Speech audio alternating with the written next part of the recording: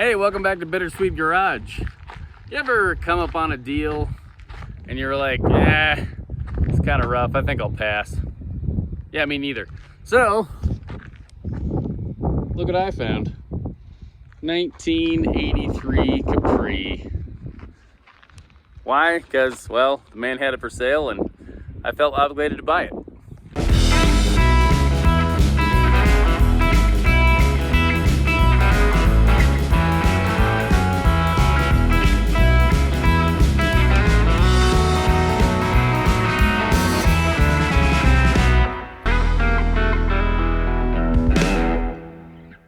Hasn't been on the road since 2002. So, you know, a mere 23 years. What's 23 years between friends? But I am real excited about this one. Got my buddy Lee helping me today. Also, that's who I bought the car from. So we're gonna load her up, drag it home. It doesn't have a carburetor on it, so, you know, I can't do a revival where I drive it 600 miles home. It's more like 6 miles and no carburetor. So we'll just do this. Need a little wind in that one, so got this fancy air tank here. We got this fancy little winch, but it don't work. Missing the wiring. So, you know, sometimes you gotta get creative. So Lee just dropped the trailer and then we're gonna yank it up there with a skid steer. We're getting professional around here. We even got wheel chucks. Wheel chocks? We got stuff to make the wheel from not turning. We're getting serious now. No more messing around.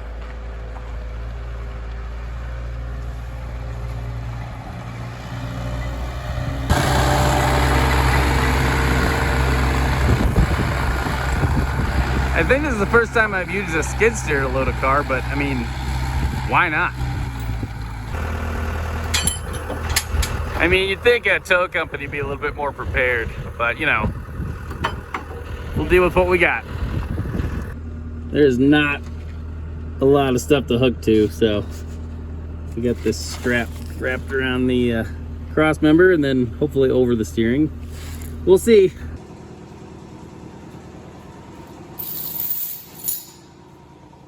Lee has all the accoutrements to move stuff. Next, we're gonna use this. This leaks pretty fast, so time is sensitive. Here we go.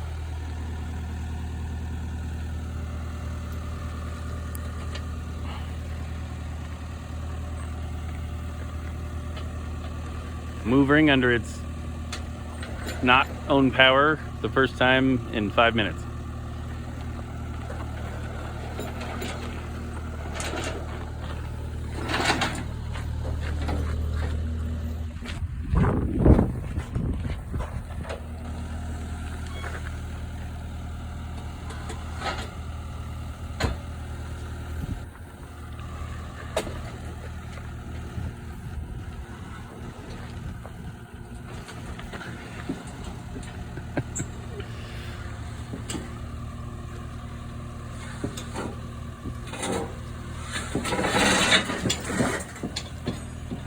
Hang on. We got caught up on a little strap.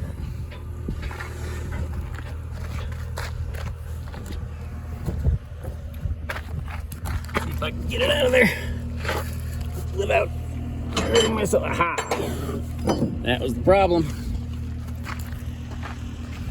Here we go.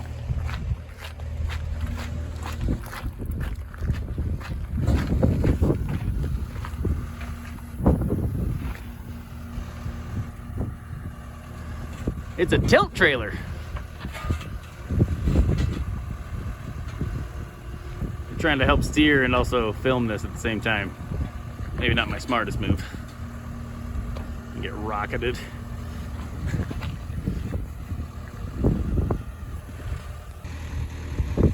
It's really a balance of weight. Trailer turned, so we gotta back her up.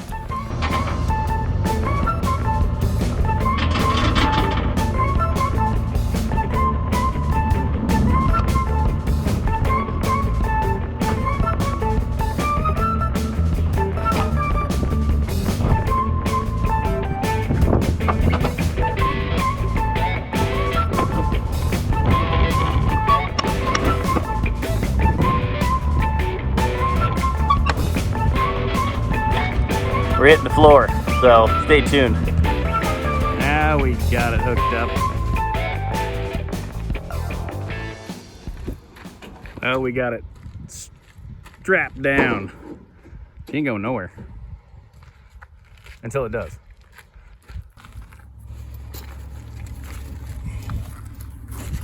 Tie it up.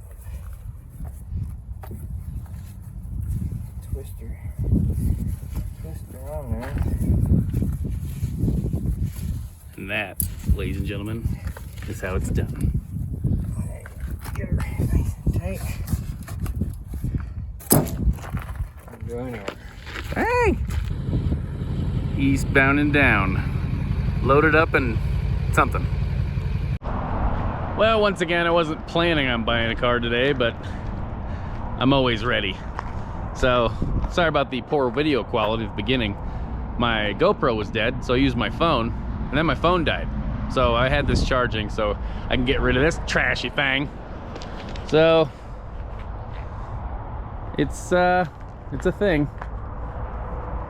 It's got a really cool, more curved glass than a Mustang. I mean, you could probably replace it with a Mustang trunk if you really wanted to, because that piece of glass, I assume, is not easy to find.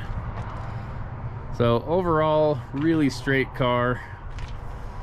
I'm excited to see how we got a little hot right there.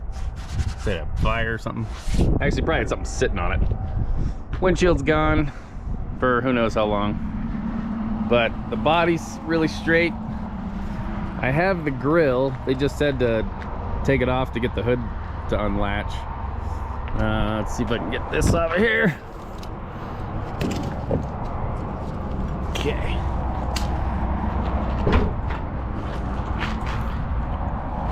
And new car, I don't know how to open the hood. Okay. And even has the hood prop.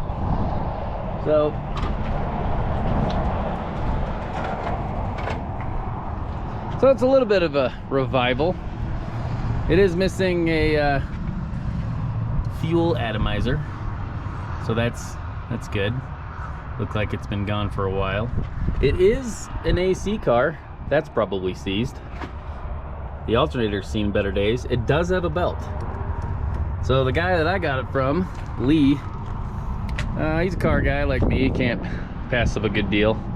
So he picked this up out of a field up in Centennial, which is about 30 minutes from Laramie, up in the mountains. So he never even tried to turn it over, nothing. He just bought it, it sat, he's thinning the herd, and I'm helping a friend. So take a little closer look here.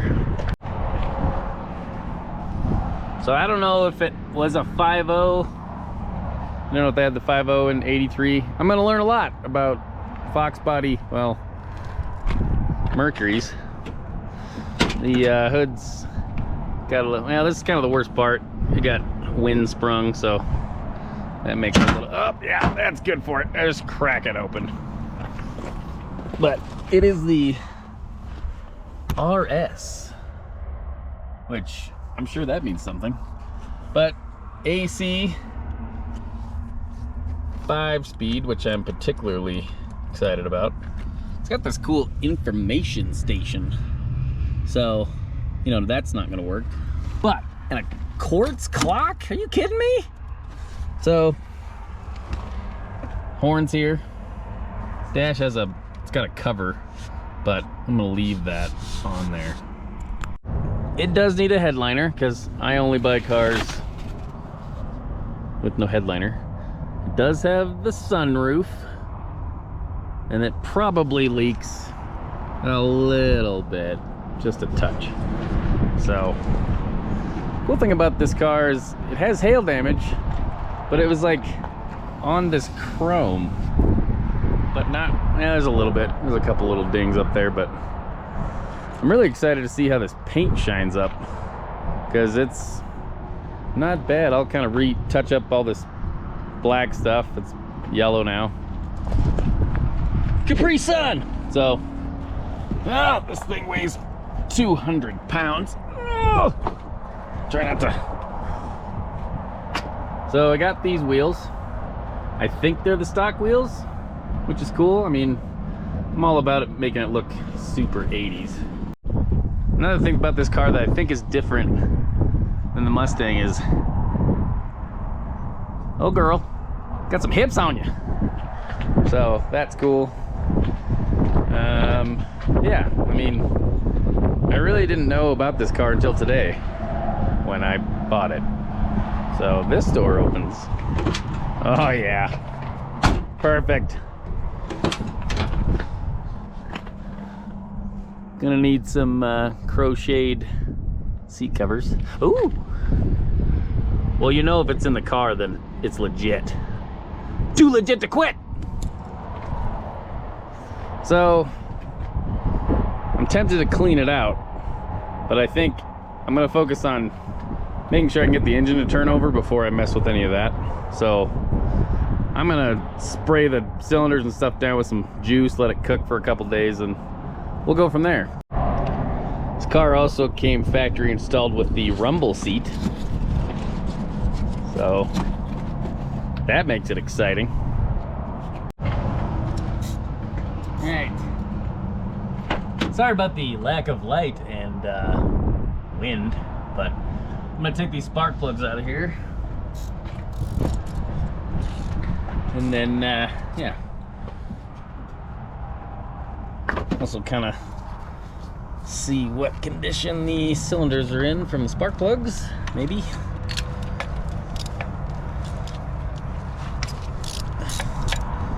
Well, they're not stuck.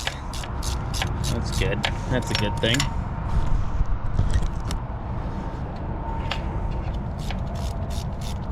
Powered by Ford. Ford Tough.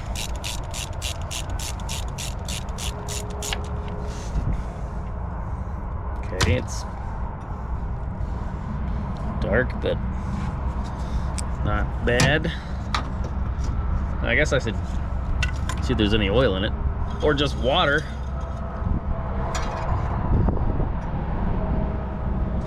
It's got some oil in it. And a lot of gas, which is interesting because ain't no carb on it.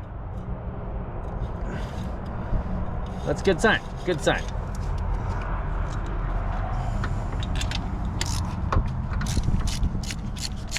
This is my favorite side to pull spark plugs off of. You put these dang brakes in the way. I don't get it. The lower radiator hose appears to be the Wi-Fi version. That's fine.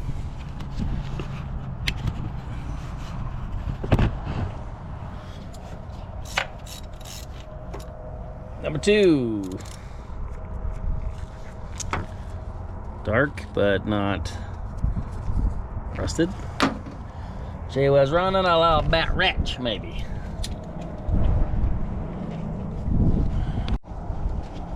Well, so far these spark plugs look okay, and they weren't like super loose, and they weren't, you know, seized so far. I just don't know how many animals are living down in those holes, because there's definitely a mouse stuck in there, down in the top of the head. So, you know, it's fine. It'll self-clear. It's just bones, right? Still looks good. And the best one for last.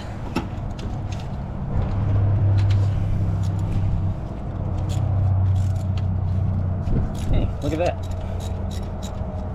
Now, for how small a car this is, there's actually a decent amount of room around the engine. My beard's not blocking all the footage. Can't fake this stuff.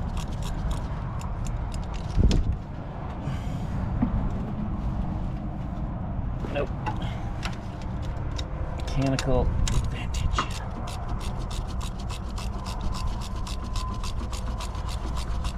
I'm gonna say this bad boy has cruise control too, man.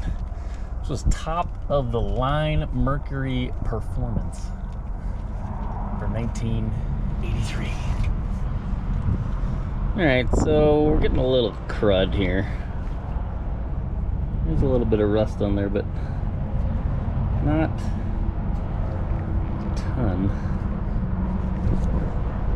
Well, now that I've freaked myself out about the intake, I think I might try to suck that out with my shop vac, just in case, before I go liquefying corpses of mices.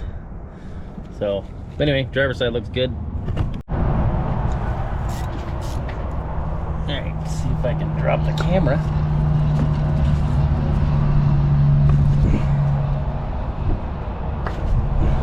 Okay, plug wires off.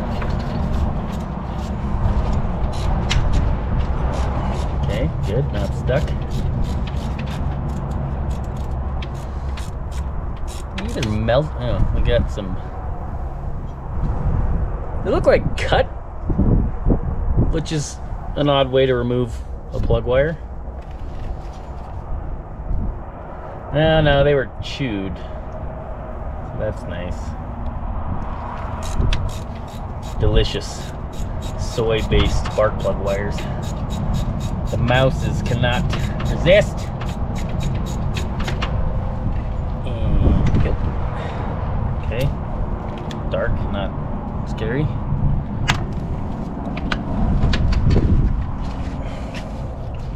I'm running out of daylight here.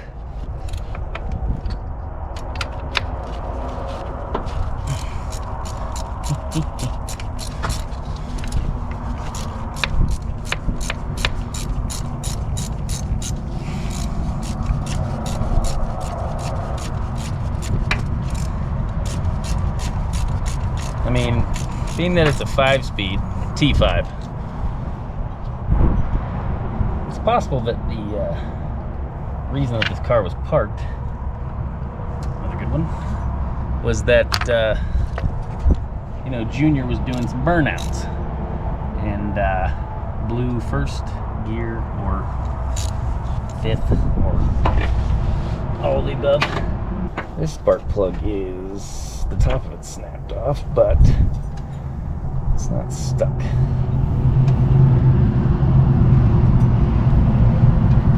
Okay. Still rich, but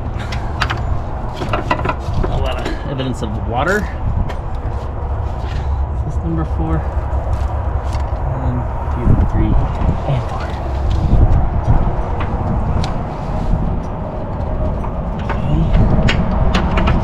It had all its spark plugs in it, so I guess that's a good thing. Yeah, what was wrong with the driver's side? It was more of a pain in the butt. I mean, less is more.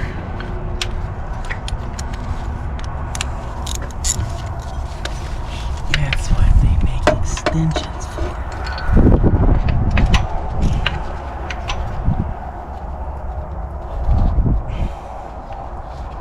Just not a lot of room for error here.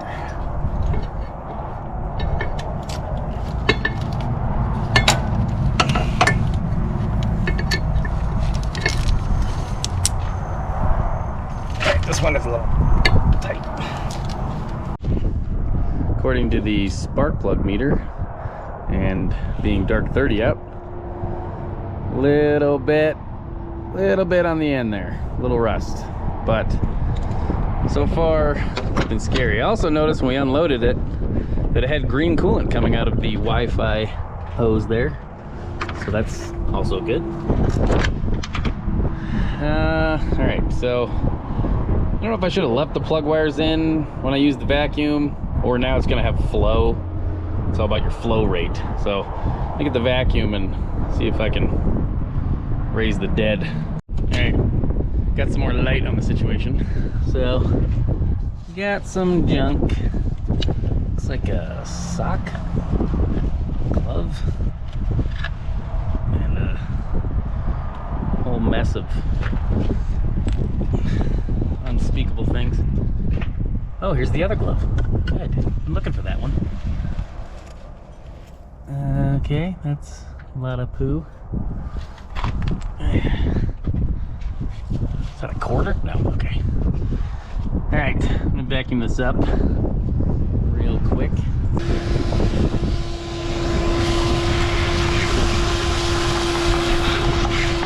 There's an intake manifold under here.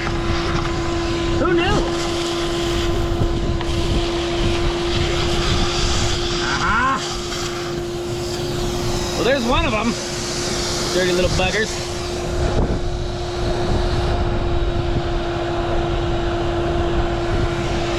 I think that was a mouse.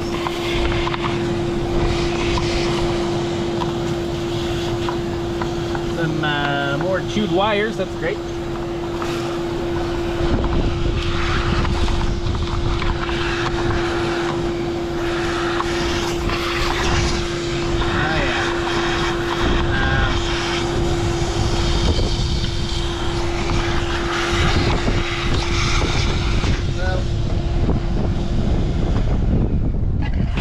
I know for sure that they were down in here because, well, there's remnants of habitation. So that's great. I'm gonna try to plug like 3 of these up with a rag and then just try to suck it out through one. I don't know. We'll see. Alright, I'm gonna try to vacuum one side at a time here.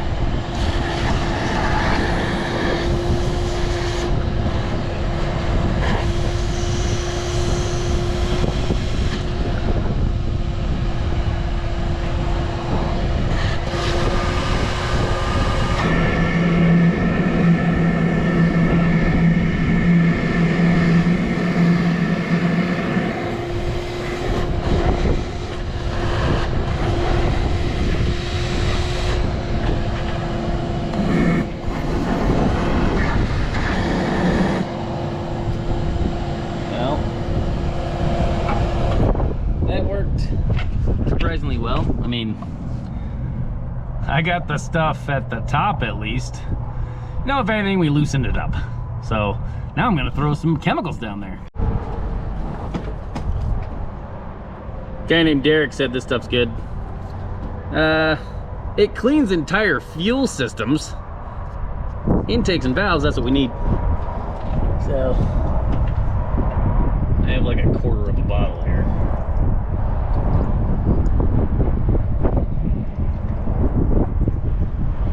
That'll loosen up all those bodaggets. Is that a bad word? It's a funny word. Great, that didn't get anywhere near where I wanted it to go. Awesome.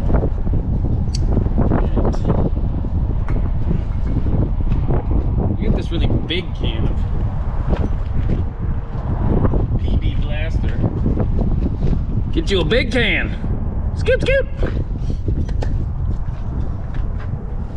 I don't know what I'm doing, obviously.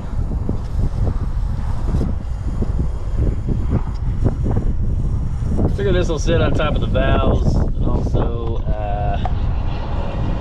if there's any valves open, it'll get down into the combustion chamber.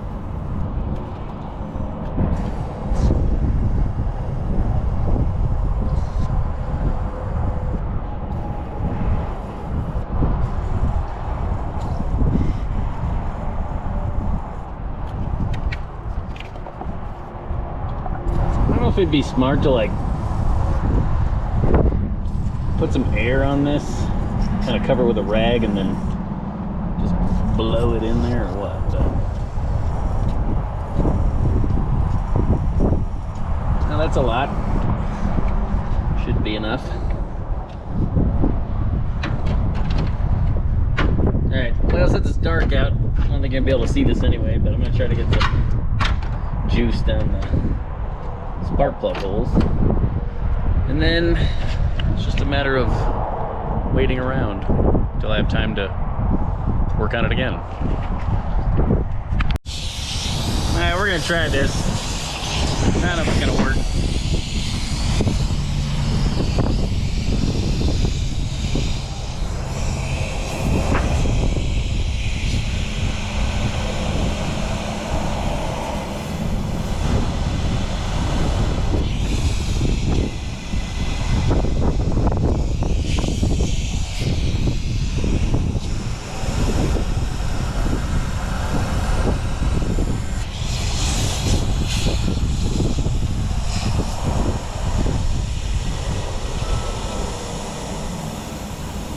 It's going somewhere. I don't know where.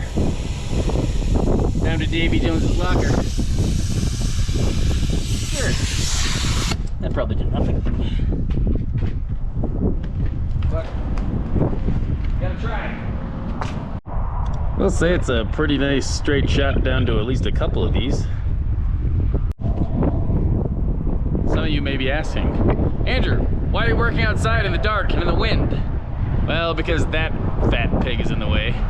Turns out, my big block 396 has a broken valve spring, which is frustrating because I've already worked on that before. So, back under the knife it goes. Piece of junk. Well, I was able to solve one problem, more light. So, I think I'm getting the juice down there, but I've got this tube that I can actually shove in the spark plug hole, so we'll give that a go.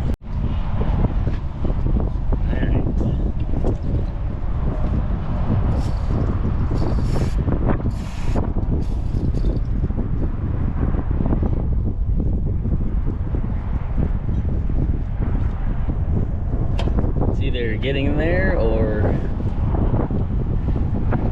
lubing the blacktop. Sure. Okay. Put a little bevel on there so I can get it in and seal it up.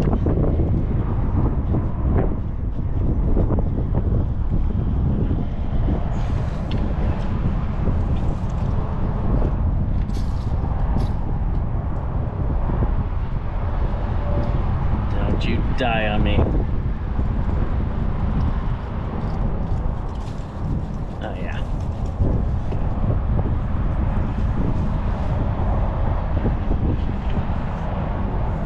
That's working pretty good.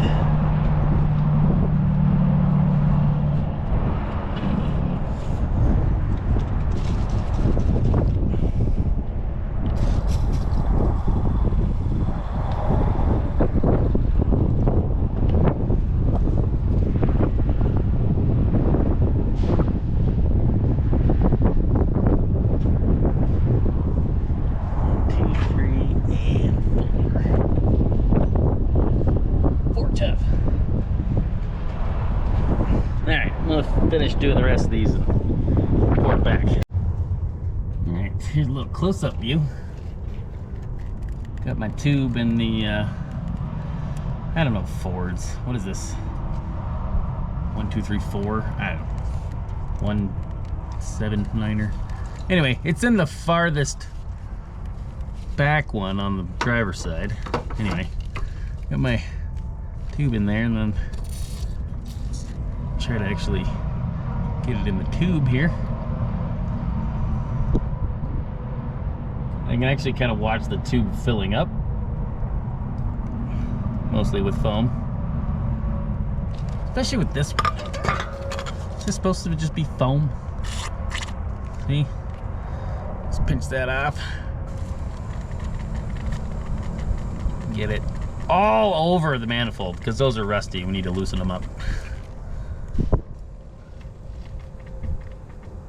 So, anyway, that is my solution for that, because it's hard to get the funnel back there, but this worked out pretty good. It's just kind of watching it drain in there.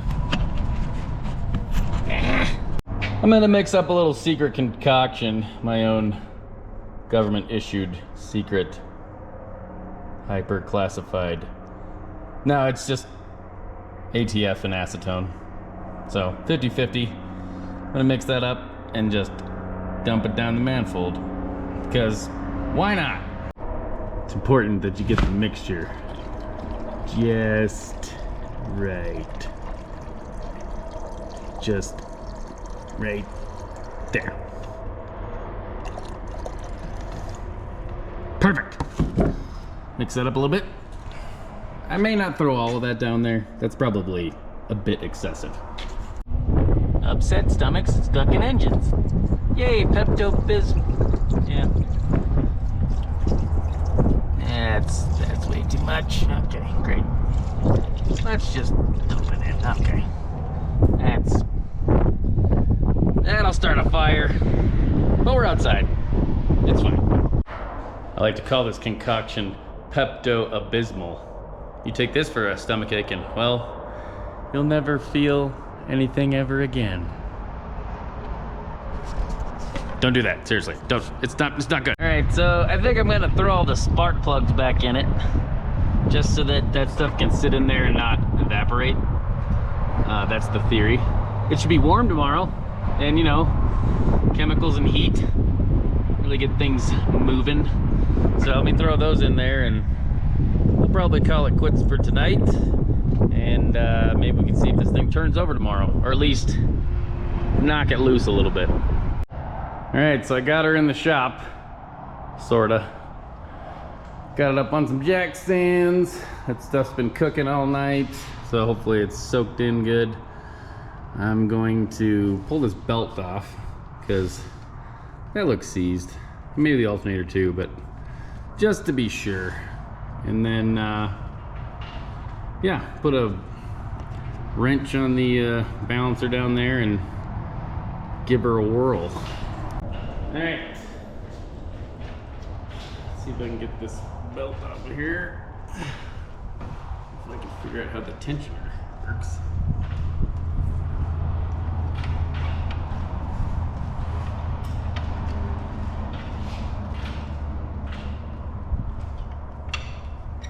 It's not promising.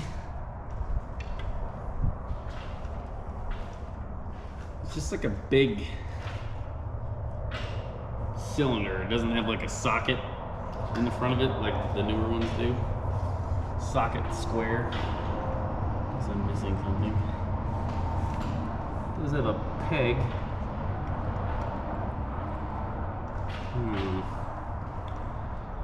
Don't know.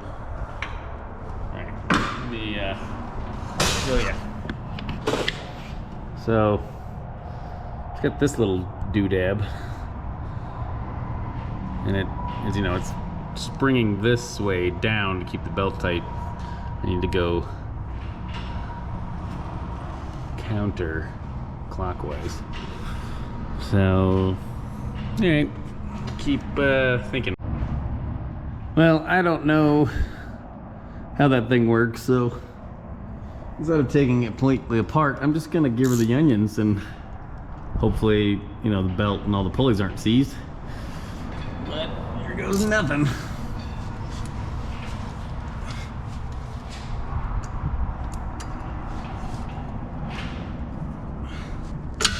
Yep, that's great.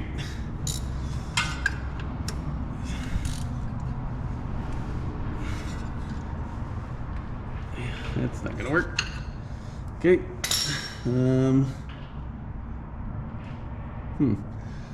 Well, somebody already deleted the smog pump, as you can tell by this pulley here, which is, you know, she's riding dirty now. That's probably 2 more horsepower. All right, let me figure out if I need to get this belt off of here.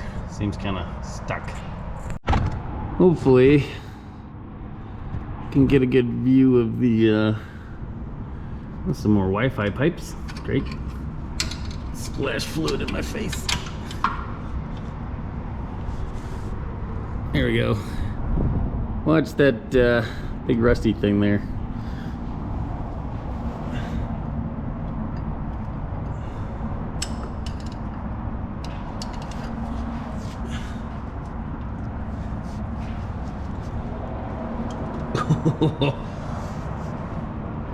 She might be locked up tighter than Alcatraz. Whew. More leverage. Well, this really isn't all that surprising given the fact that the carburetor was off of it for I don't know how many years. It was dry under there because that's where all the mouses lived, but humidity still got in there. So let me, man, that belt's like really crusty on there. I'm gonna try to get that off. I could just cut it. It's junk, right? Right. All right, there is a point something % chance that this was actually holding it up, but you know, the belt is old. I'll keep it for a reference. Crunchy. Oh yeah, it's stuck on there, like pretty well. Okay, so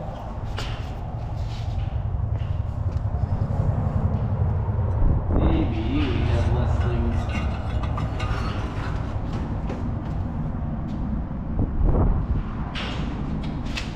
Maybe we'll have less things hold this up now. Or it's locked. Or it's in gear. I've been known to do that.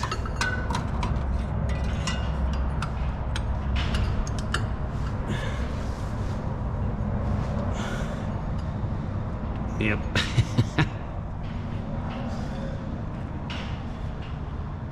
Ooh, yeah. Whew. Solid. Okay. And to plan B, if there ever was an A. Alright, I got a little bit bigger breaker bar here. I don't want to go too extreme because I'll probably just snap the balancer bolt off. Wouldn't that be fun? I mean, I'm really surprised it's stuck because it's not like there's anything else that's rusty on here. Anyway, I might have another idea. It's probably dumb, but ha! I've never been accused of having a smart idea. Okay, here's my dumb idea. Probably isn't gonna work, but I put it in reverse on purpose. I hooked it to the jimmy with a chain. Maybe by pulling it and turning the transmission, it might knock it loose, but you know, probably not. If it doesn't work, fine. If it works, great. I mean, the worst thing that can happen is the chain breaks, goes through the windshield. But that'd be epic. Just sort of the irony of my plan. If this works, the car will roll and I won't be able to stop it. And I'll smash that rear hatch glass to pieces. But you know, at the end of the day, the engine will be free. Let's see. Just get the wheels lined up, or I hit the dirt and it just digs in. Ooh. Well, I probably just slipped the clutch. But let's go see. Nope, it just drug the tires, so great idea. Well, it would have been great if it worked. Oh well. Took the valve covers off. There's still oil on top of all that, so that's good. They're not like super rusted. It's able to push down on all of these on this side, so the valve's moving and the push rod is free on all these. This side, however, just based off of turning them first, that one's free, that one's not, that one's not. This one is free, free, free, stuck, and free. So, and then same deal, if I can push on that one, it goes down. That one, not that one. Yeah, so maybe we just got a couple of stuck valves, and suppose, I mean, I assume that would just bend a push rod, but if enough of them are stuck, maybe that's the problem. So I might take the rocker off, the ones that are stuck, so it's not pushing on the valve or on the rocker, and see what happens. All right, since the valves weren't really stuck and I can't turn it over, well, might as well drain the oil. Fortunately, they put a giant oil plug in here, and there comes a bunch of water. So that's what I expected.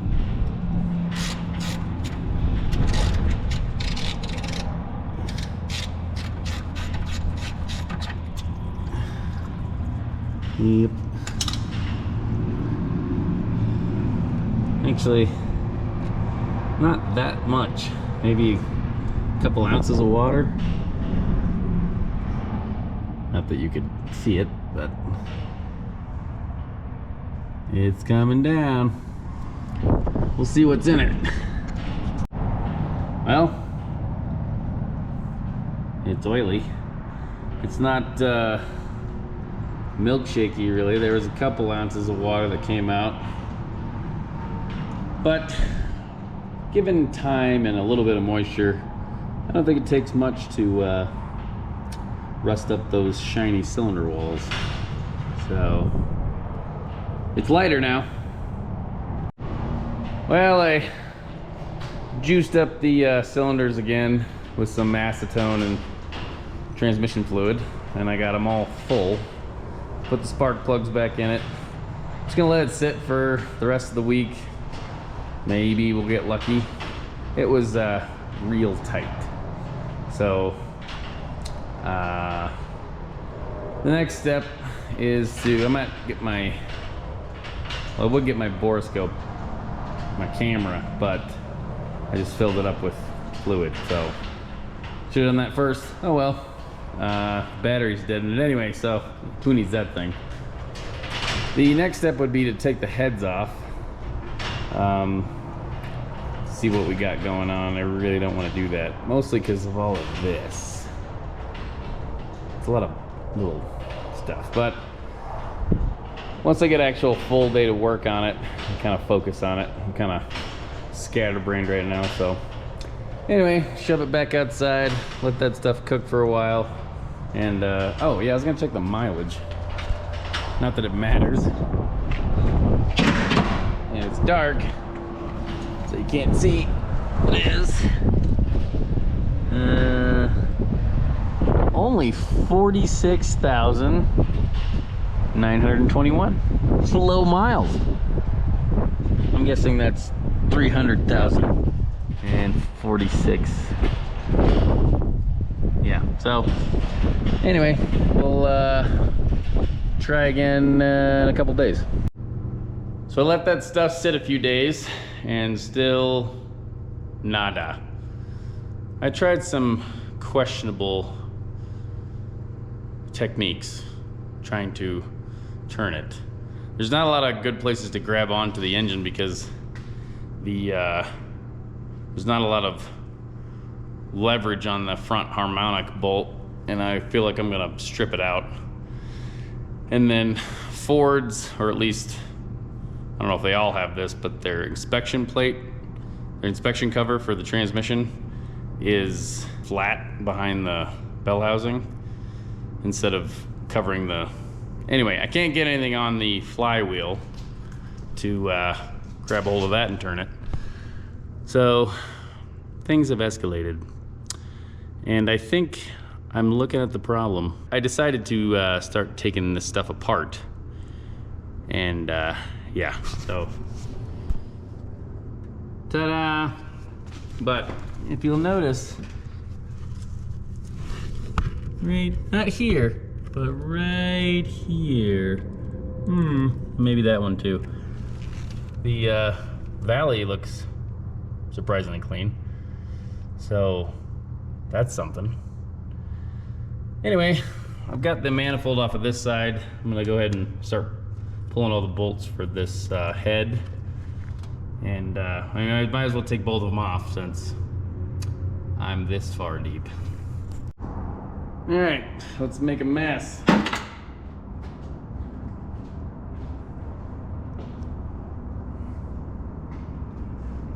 I think I got all the bolts out. Trying to put coolant everywhere. It has coolant.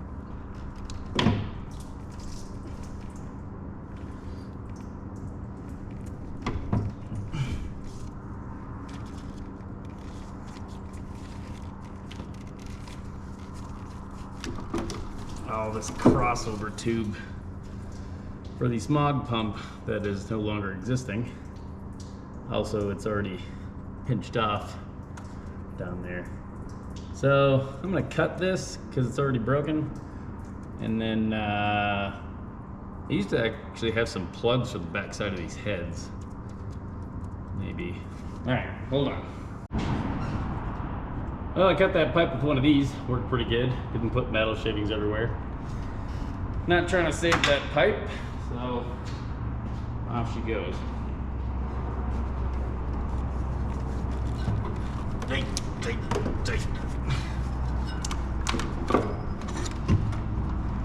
Okay. Woo.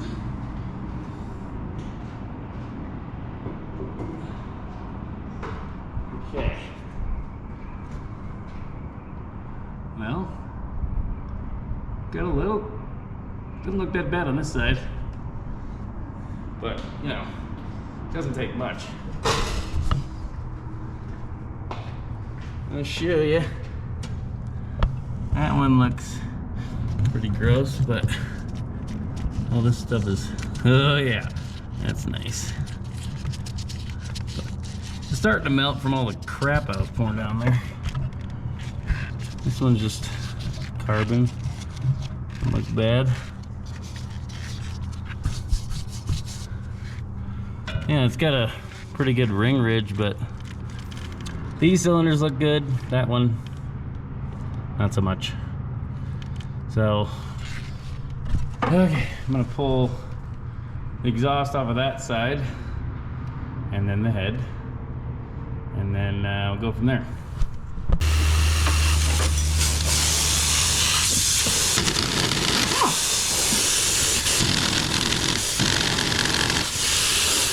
I have another extension somewhere. Sounds like steam escaping. Watch me. 5, 6, 7, 8.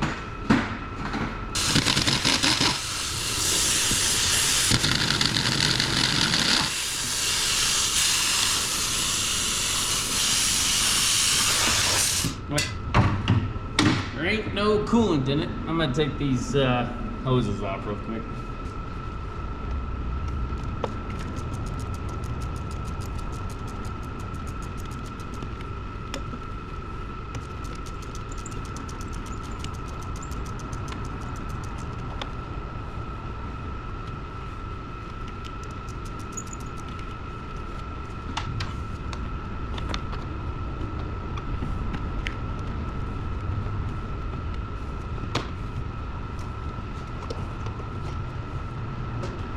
Just enough coolant to splash me in the face. I was wrong, but if loving this Ford is wrong, I don't want to be right. Mercury.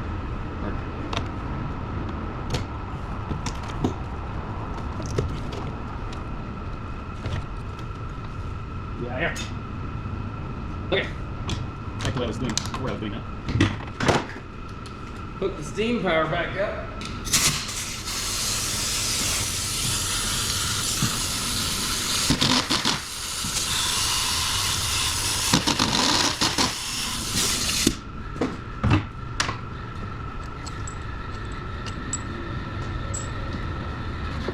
Get this AC compressor out of the way. All right.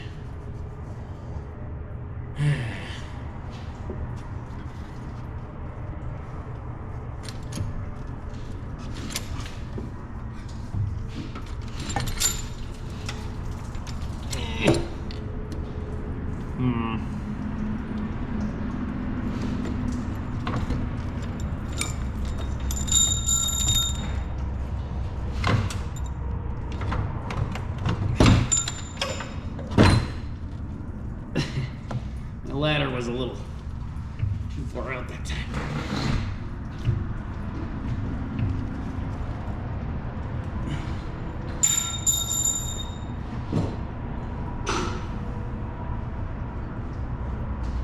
All right, let's get in here and take a gander.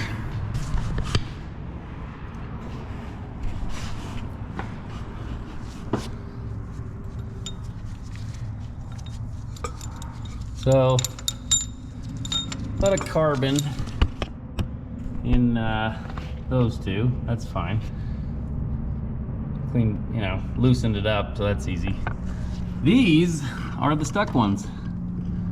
As you can see, my ATF and acetone mixture has not leaked past the rings, which means those are the ones that are rusted solid. So, yeah. But, you know, 6 out of 8, that's like, what, 65%? That's, you know, D's get degrees, as long as you're not taking a class inside your major. So, this is a Ford. This is not my major. So I'm gonna call this a win. So, I'm gonna clean this stuff up, kind of see what we're looking at. I mean, all this time that stuff's been able to soak, so that's not a bad thing, but we'll get her figured out. One observation is this has Fel-Pro head gaskets that, I mean, as far as in shape, I guess they're in good shape, but somebody was taking care of this car, so that's good. It's gonna have even newer head gaskets, hooray!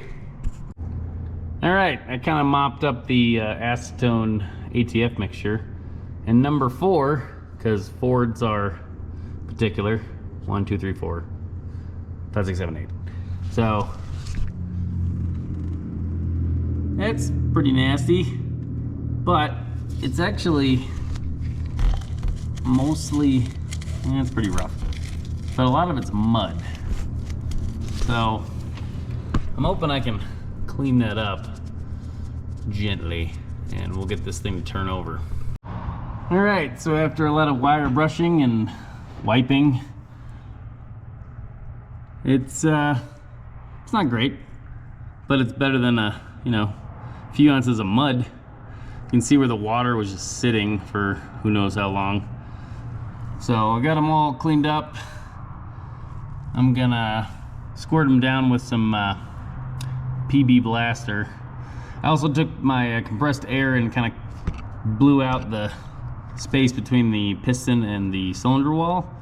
That way I know my PB Blaster is getting in the right place. So we'll let that sit overnight again and see if we can break her loose. Picked up some more of this. I don't know why. I guess it's a mystery. Anyway, I also had heard good things about this Freol. So I cleaned up the cylinders with some brake cleaner just to get the grease out of there. And then I'm gonna really liberally apply it to that one. And I'll throw it in all of them and let it sit overnight and see what it does. It's the original rust eater, if you didn't know. So I guess it'll be a little bit of a review on this, see what it does. All right, I soaked that one down real good. It says it's silicone free, which is good, I guess. Anyway, we'll let that eat on it. I did all of them just to be safe. And then, yeah, we'll see what happens. I might put a plastic sheet over this just to, I don't know, help it from evaporating. But, I mean, it's not gonna be on there too long. Hopefully just overnight. Hopefully we have some progress. See you in the morning.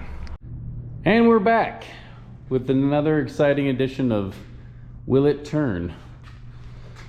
So it's sat for, I don't know, 20 hours, 18 hours with the Freol after I cleaned out the cylinders as much as I could. So I tried this before and I'm pretty sure I was gonna strip the bolt out on the balancer, but let's just see what we got here. Hopefully you can see this. Yeah, watch that thing right there.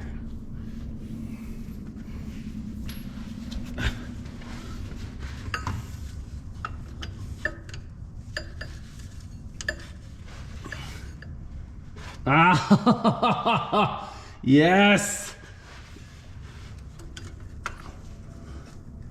It's not even that hard. Well, the Freol definitely seems to have worked. We're stuck again, but that is progress. Just kind of work it back and forth.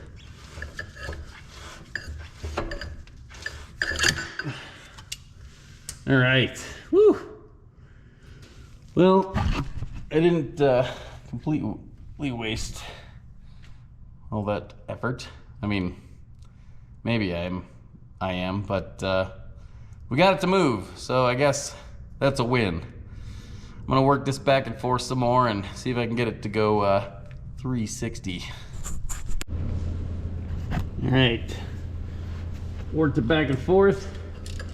Look at that. Spinning real nice now.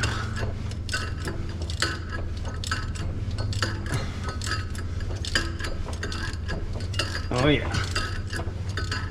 It's not catching. All right. Woo! I got it loose. Hooray! All right, so I got all the cylinders cleaned out.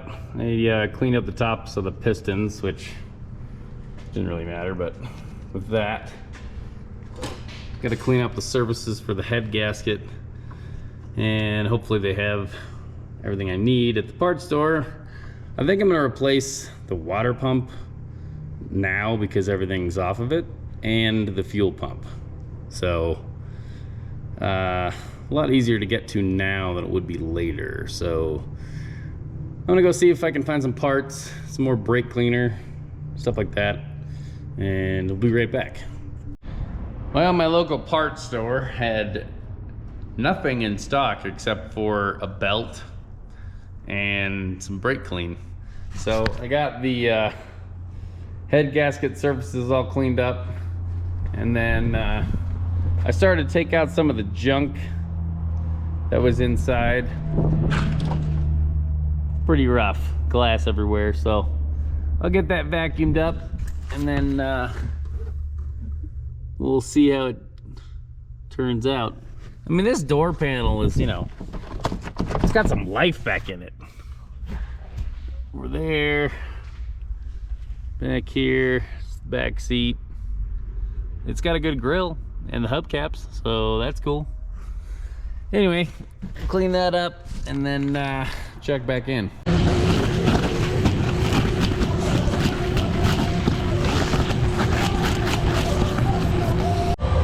Well, look what I found here under the back seat. Some more junk to clean up. Well, it ain't great, but it ain't bad. Got all the mouse nests out of here. And now, the trunk. Just so you know, if your strut rods don't work, you can just get this custom 2x4. Found that back there. And that's exactly what that's for.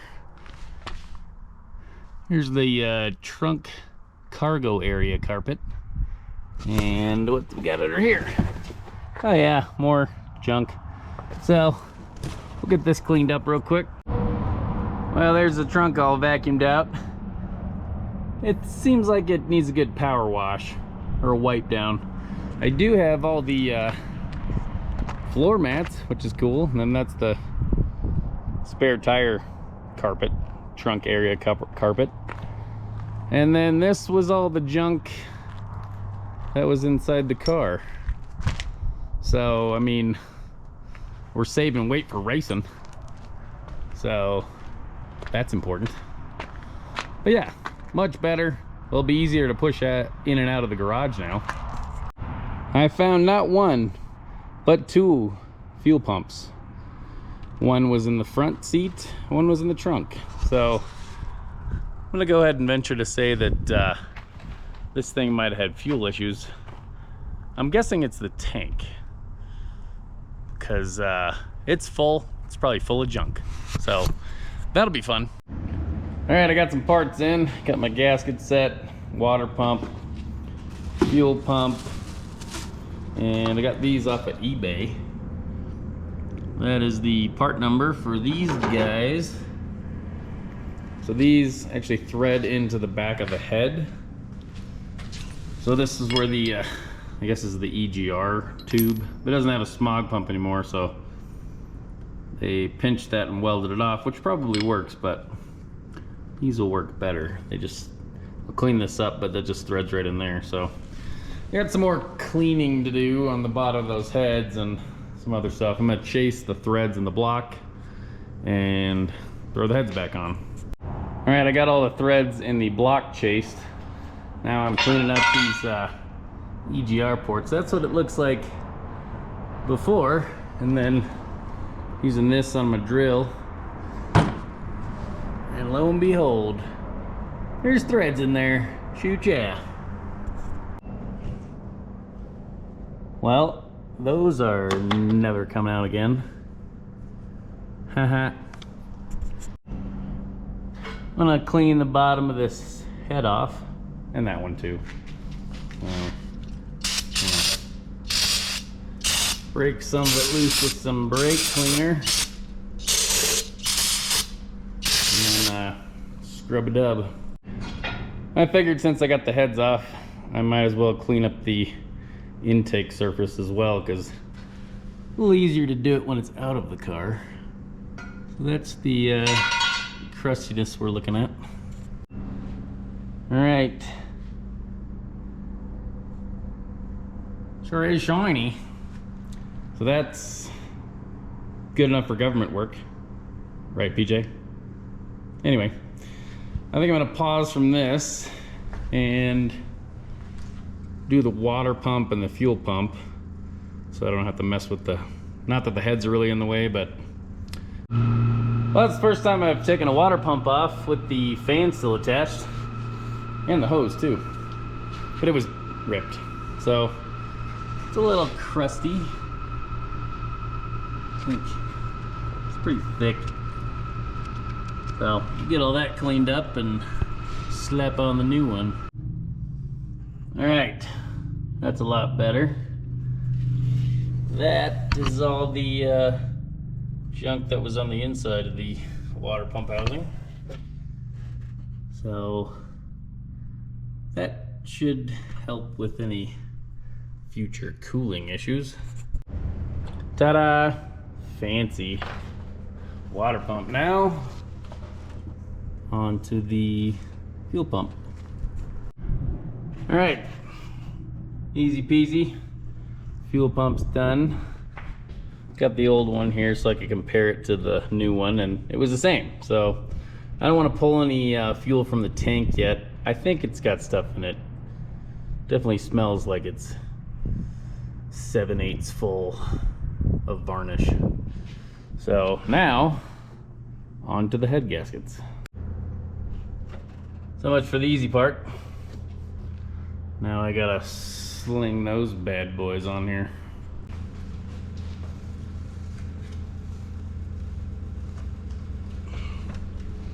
I'm gonna do this without damaging the head gasket. Debatable.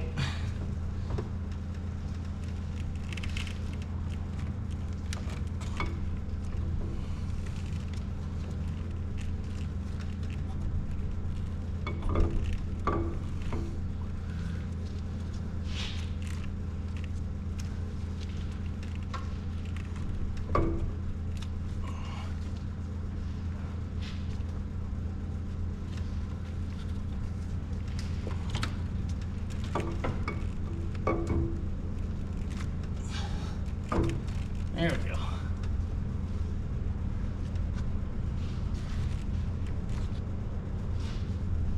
Good to go with one. Good.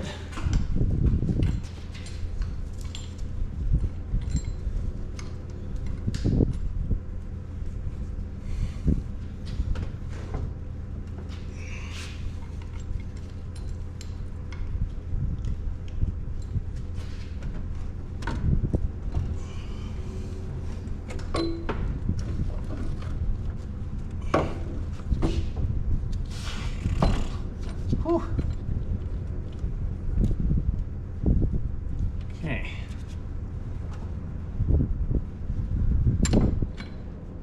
We did it, fam. Sorta.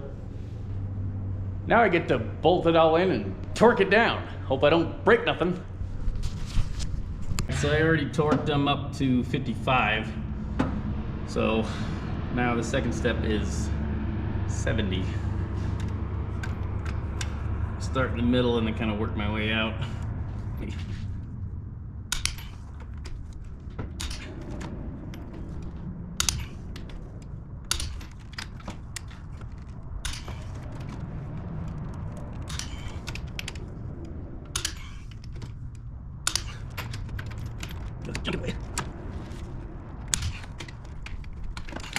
One more.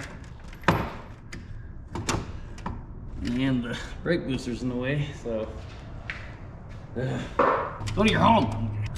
Okay. Whew. I didn't break anything yet.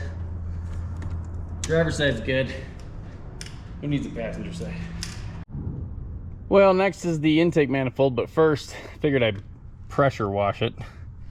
Get all the mouse stuff off of there and the grease. So I'm gonna set up my pressure washer and get back to you.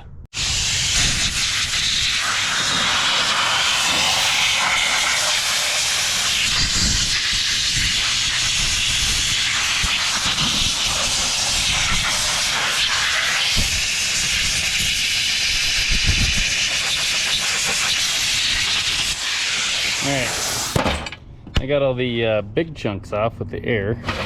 Now I'm gonna set up the pressure washer.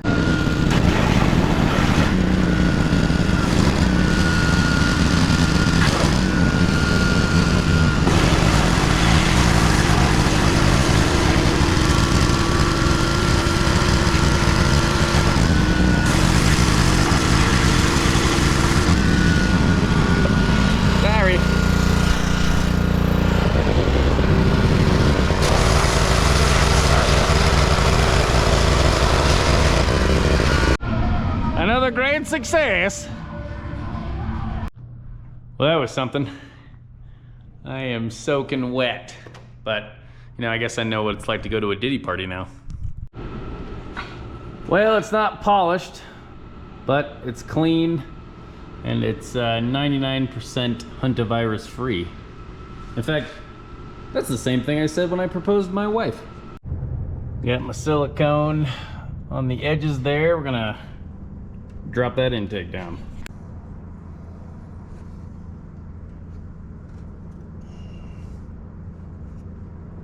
Oh, the dang hose is in the way.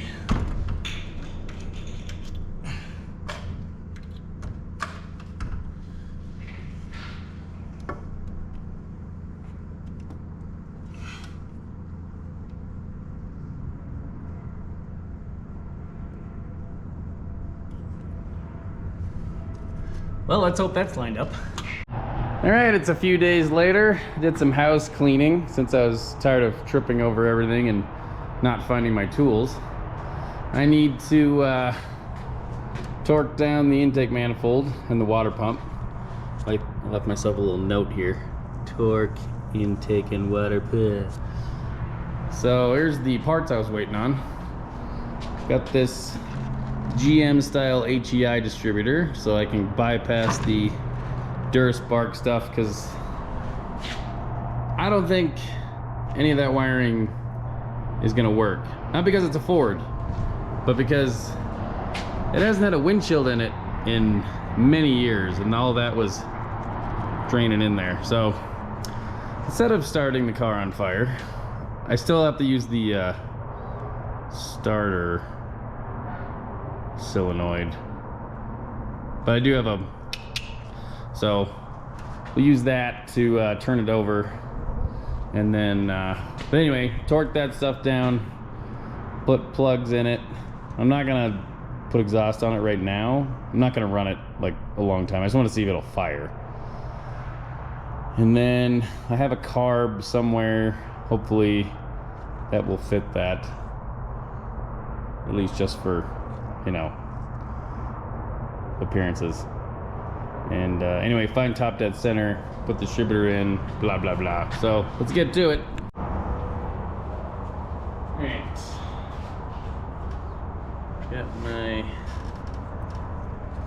distributor here. So in all the Chevys, obviously one is over on this side. And I've always physically pointed the rotor towards the number 1. I mean, I guess as long as it's all the same on the cap, then it doesn't matter. But anyway, we'll get this shoved in here.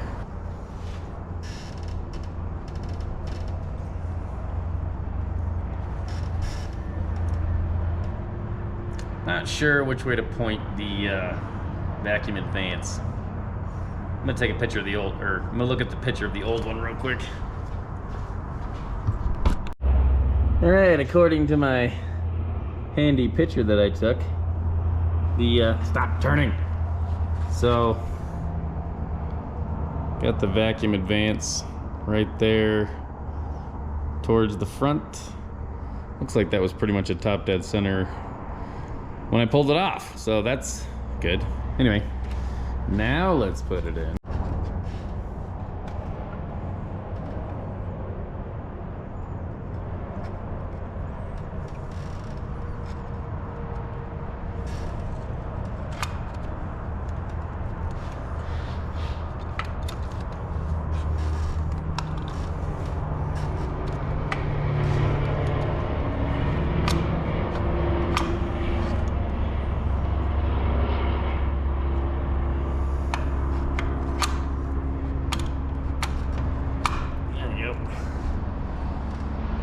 Kind of pointed, but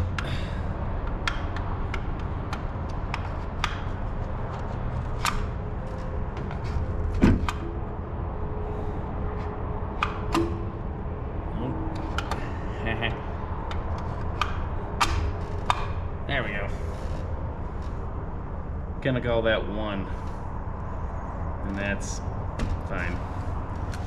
Get that little baby bolt down.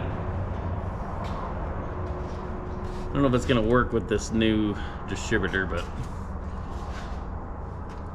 oh yeah, this one will definitely fall down the distributor hole in the block, so watch out for that. Okay, well, that was simple-ish. Except I got oil all over my brand new water pump. Ruined it. Rob's like 5 horsepower. Alright, plugs, plug wires, just like that. Well, I got that on. I may have a clearance issue, but we'll deal with that later. It's pretty tall. That'll fit. So I'm glad I didn't get too far, because it ain't got no oil in it. So I'm gonna go run to the parts store and get some Rotella T whatever 1540, help seal it up, and maybe a new filter while we're at it. So yeah, I don't really want to crank on this if it doesn't have any oil, so I'll be right back. Right, plug wires, easy peasy. I found my carburetor that I've never used. It does fit. I need to get the stud nuts on there. I don't have any. And then just for fun, I thought I'd, jump the starter before I took all the time to put it in there, and geez, junk, which, I can't see why. It only sat for 20 years, so anyway, pretty much gonna wrap it up. I got some oil in the engine and some on the ground.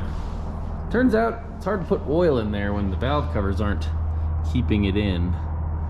So I'm gonna push this outside, clean up the oil, and order a starter probably tomorrow, and it won't be there, so it'll probably be Monday. So we'll check in later. While we're at it, I'm gonna see if this hood will close with the new distributor. Don't drop it. Okay. It's can't see nothing.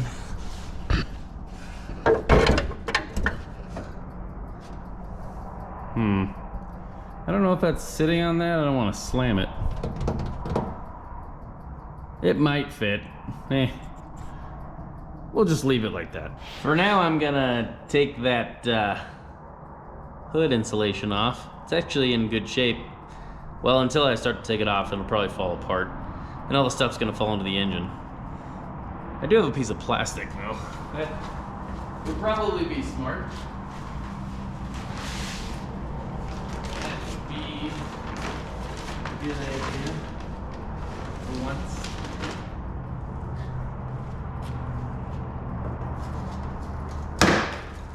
I'm gonna break every single one of these.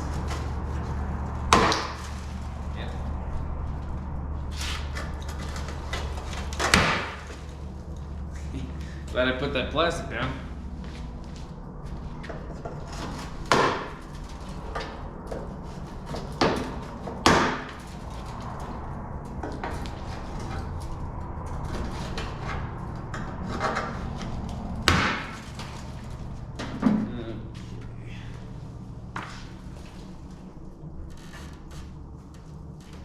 One right in the middle.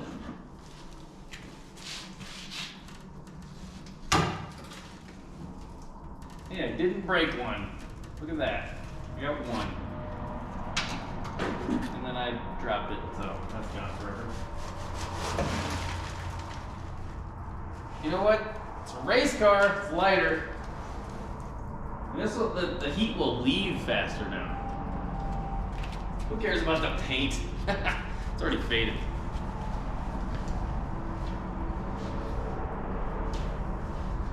Okay, so without that in there, maybe the hood will close now. My light's dead, so I can't see nothing. All these pine needles from falling in the engine. Ha! Look at that.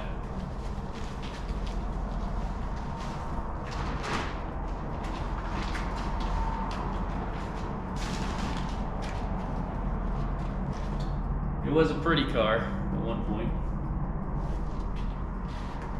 That paint looks nice underneath that insulation.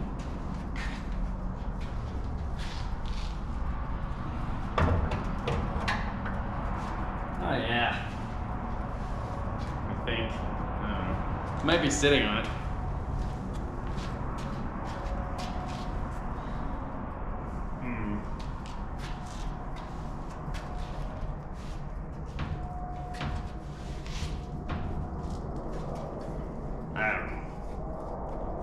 For now, it's probably fine.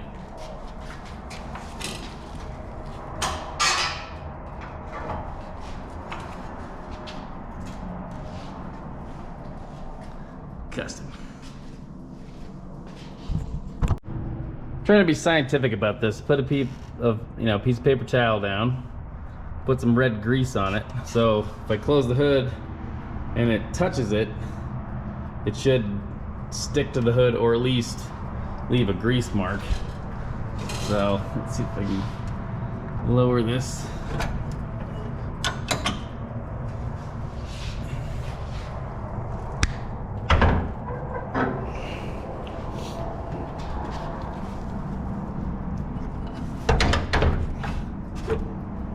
Seems to be all the way down.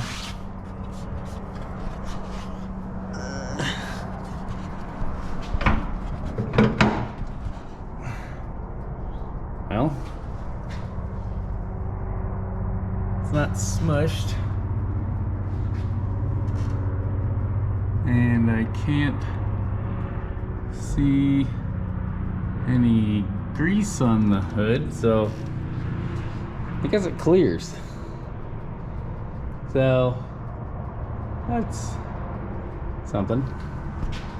So we're gonna go ahead and say that that fits. I think the mat definitely was gonna hit. So we'll go from there if I can do this with my head. Okay. All right. So clears barely. I think I got some other adjustment stuff, but yeah, we'll go with that. Floor DRY, because I gotta. There's got to be a better way. Okay.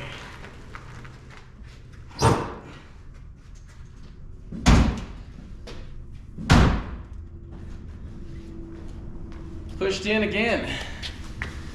This will be a lot better when I can drive it in to work on it all the time. Well, much to my surprise, the parts store had a starter in stock. So I'm gonna finagle this up in there. It's not gonna be fun, but it's necessary, so I'll get to it. It's important to find the biggest battery you have laying around so that when you have an electrical fire, it just burns it all the way down. So I got this crammed in here. I haven't hooked it up yet, but this is clearly a quality ground. It's not even that big of a gauge. All right, cleaned up the posts. Let's see what starts on fire. I'd actually be surprised if nothing smoked.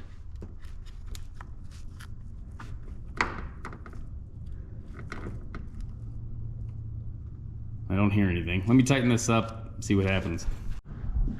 Okay, nothing's on fire yet or sizzling. I'm gonna turn the key. Chances are, got a bad solenoid. Power may not be getting to anything. Ground's probably crap. So, awesome if the dome light worked or something.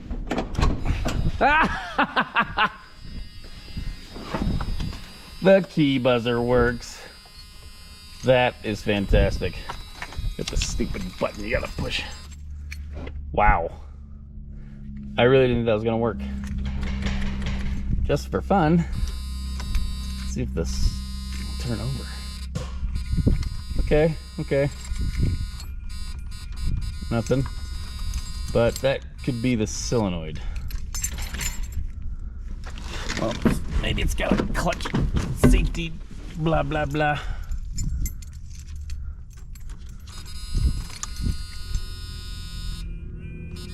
Nope. The radio work?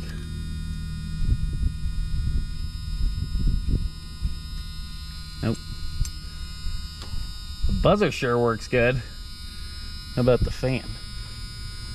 Ha! Nope.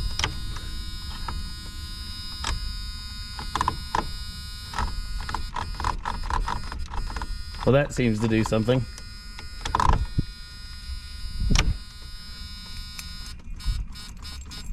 Okay, well, we don't have enough juice or starter solenoid. On to the next thing. All right, I threw this other battery cable on here because it's new.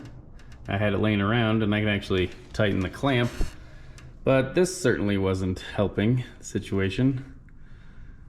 I don't think it was making a lot of connection. Plus I couldn't tighten it. So let's go try the key again. The buzzer should be even louder. Where'd you go, buzzer? There you are. Ah! Oh, that's sweet. Key works. Ignition works. It turns over. We're making progress.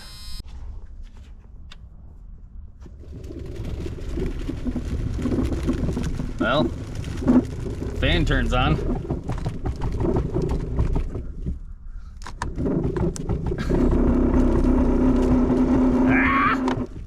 Well, that switch works. You know, they call that a squirrel cage fan. There might actually be mice in it. So, rodents nonetheless. All right, so should have hooked this up before I started recording, but hooking up my power, just sort of temporarily hooking these wires together like that. Got it shoved in here. Got my fancy spark plug tester. I have an actual one, don't know what to do with it. So got my trusty button here. It's never failed me except for when I leave the car in gear. Ha! All right, let's see if we have spark.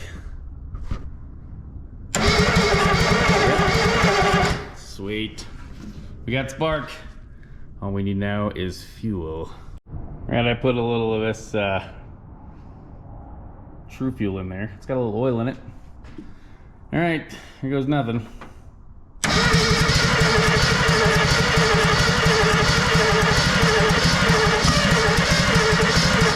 I wanted to. All right, let's try something else. All right, I think it maybe needed a little air. So let's see if I can reach in here. Work the throttle. Here we go. Contact. Nothing's in the way. Okay.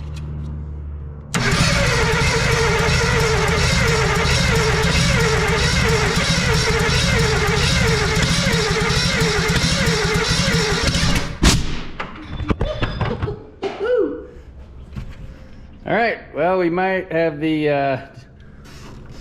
happy birthday distributor in there backwards. Well, that was exciting. Oh, look, I still have my beard and eyebrows. Okay, so I checked the distributor and I just put my finger over the hole on number 1 and just bumped it until it blew air out, and it's pointed right at the number 1 spark plug location. So I'm gonna go get a stud kit so that I can seal up and bolt down this carb. It's probably sucking in too much air, I'm guessing. I don't know. But we'll get that bolted down, and then I do have a fire extinguisher on hand for those of you that may be concerned. So safety third.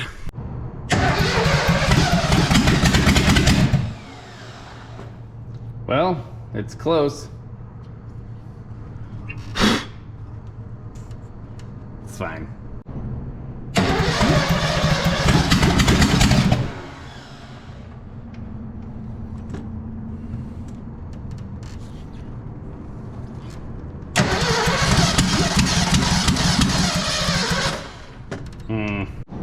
Fire in the hole.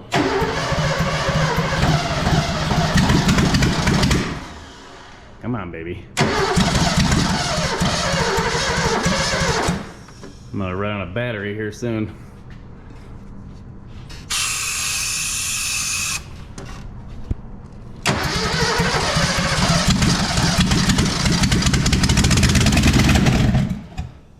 Well, that was something. That was running for 0.5 seconds. We're gonna count it! Well, I thought I had an electrical fire. You can see it smoking a little bit, but it was this, shoved in the firewall. And when it backfired, it caught this on fire, so that's nice. Do a little smoke ceremony. Put that out on the ground. So yeah, let's just burn this mother down. So I think I came up with a nickname for this car. I'm gonna call it the Colonel Sanders, because this Kentucky Fried Capri is extra crispy.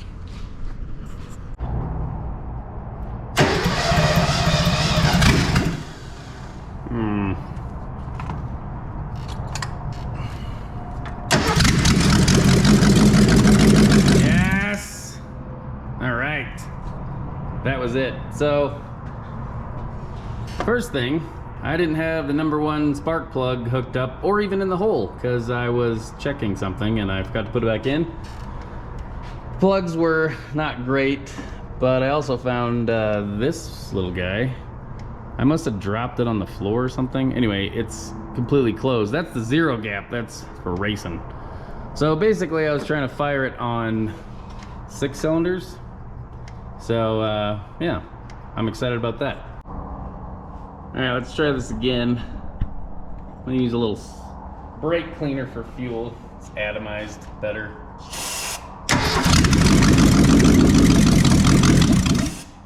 That sounds great. Come on now.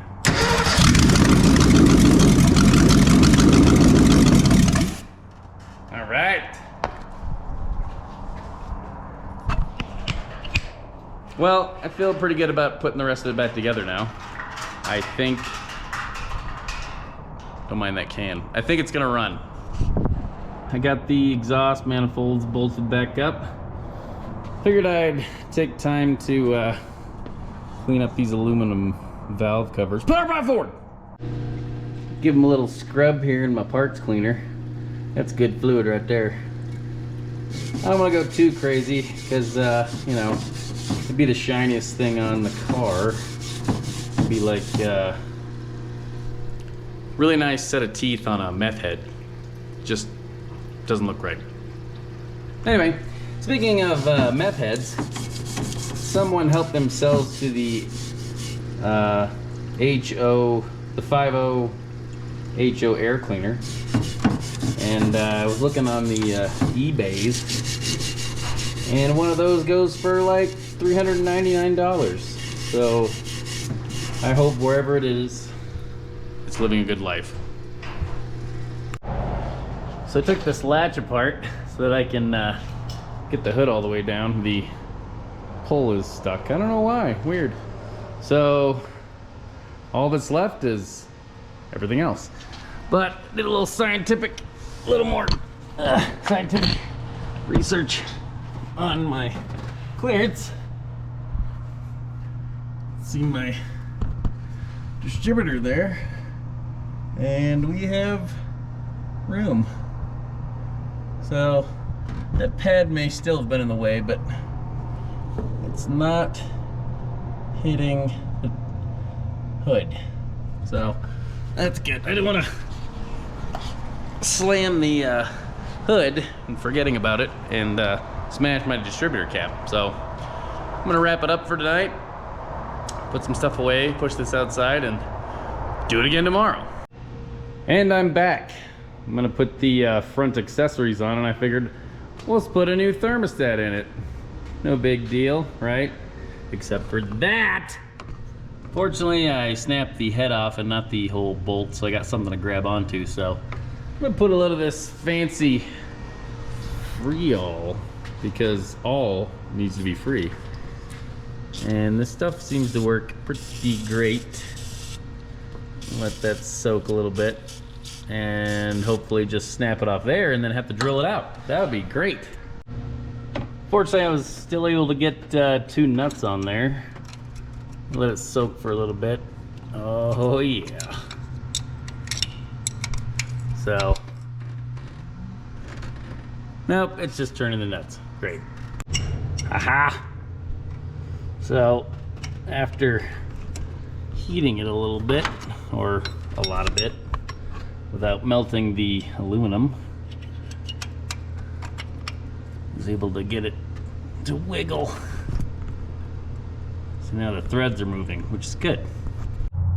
Alright, I got that all cleaned up. I chased the threads on the stuck one, cleaned them out real good, and then got this glued on there with some of that. Water pump and thermostat gasket maker. Anyway, just a thin film, and then I'm gonna put a little anti-seize all over my hands and maybe a little bit on the bolts so that we don't get dissimilar corrosion in the future. Well, the power's out at my house and the shop, so you know, it's good that I'm halfway in and halfway out here. So still got some daylight. Figured I'd drain this fuel tank. I was gonna siphon it, but it ain't got no gas in it. So I don't know if it's a good thing or a bad thing. I guess there's not a lot of varnish, but there might be a lot of rust. So I guess I'll check that off the list. Check. Well, hopefully the power is on across town. I'm pretty sure it is. This goes in my fuel pump. So this feeds the car, but originally it was a steel line. Somebody cut it and didn't barb it, so that's great. So I'm gonna go get one of these and a belt and maybe a belt tensioner, because this one, I mean, this is loose, but I think they took the bolt off to get the belt on and off. I just cut the belt because I'm lazy. So this thing's rusted solid. It's supposed to spring. It does nothing. So I'll be right back. Good news, the power came back on. I also got the fuel lines hooked up for the carb. I still need a new piece of fuel line to go from the pump up to the carb.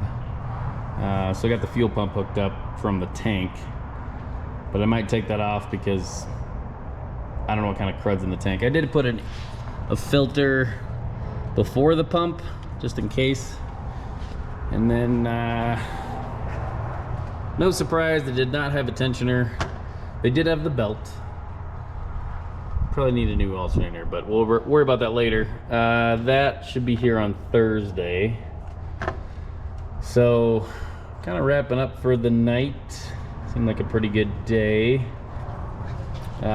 This is loose, but the fitting's tight, so that's definitely gonna leak. But there's any fluid in it, so, you know, it's fine. Oh, my next thing is I'm gonna try to get this fan off of here, off of this pulley. I mean, I need the pulley too. It's pretty well rusted, so I got the back side of the threads cooking in some of that Freol. So hopefully I can get that off without breaking anything.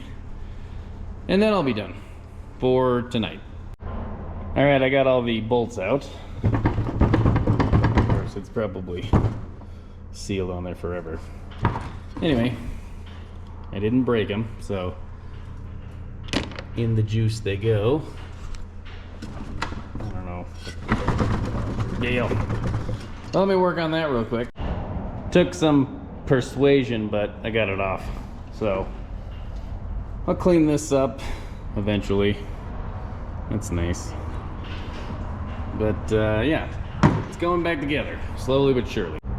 Here's the inside of the water pump. I'm sure that would have been fine. Just, yeah. It's good to run that through your pump and your engine and whatnot, so. Whoop. Anyway, I'm gonna put this somewhere where I can throw it away. Sometimes I prioritize jobs by what I want to do the least. Well, one of the things I wanted to do the least was pull the gas tank out. So to get it out of the way, I just did it. So, got the car up on jack stands out here. Drop down pretty easy. Fortunately, there's enough cord and fuel line to drop it down without breaking anything. Although, this one did not survive. So, gotta get a new bolt for that. Upon initial inspection, it's not looking good. I was able to get this ring off, surprisingly.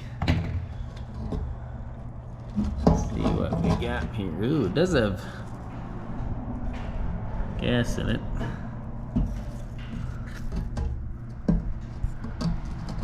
Sheesh, the longest pickup tube of all time. Surprisingly, this sender isn't, I mean, it's bad, but it's not that bad. That's not stuck. Might be able to clean that up. That, on the other hand,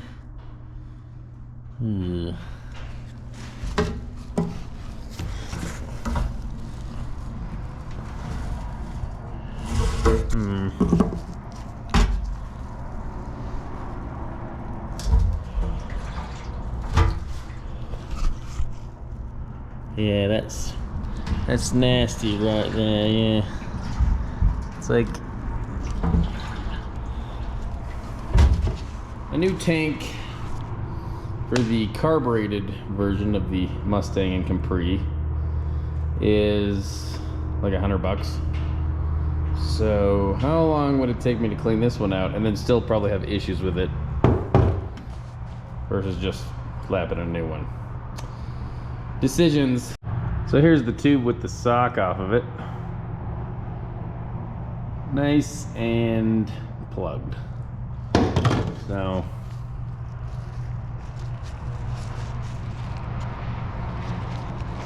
Yeah.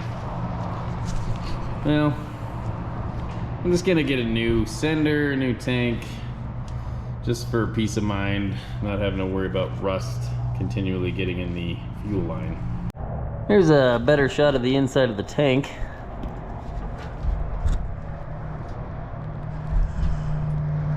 It's pretty crusty. Doesn't seem to be, I don't know. Yeah, that's pretty gross. Well, just when I think this car can't get any worse, it shows me this. See how both tires are going the same direction? Posi track. Or somebody welded the splines. I don't know. But either way, it's a 2-tire fire. So, you know, I'll keep wasting time and money and energy on it just because I can spin both tires.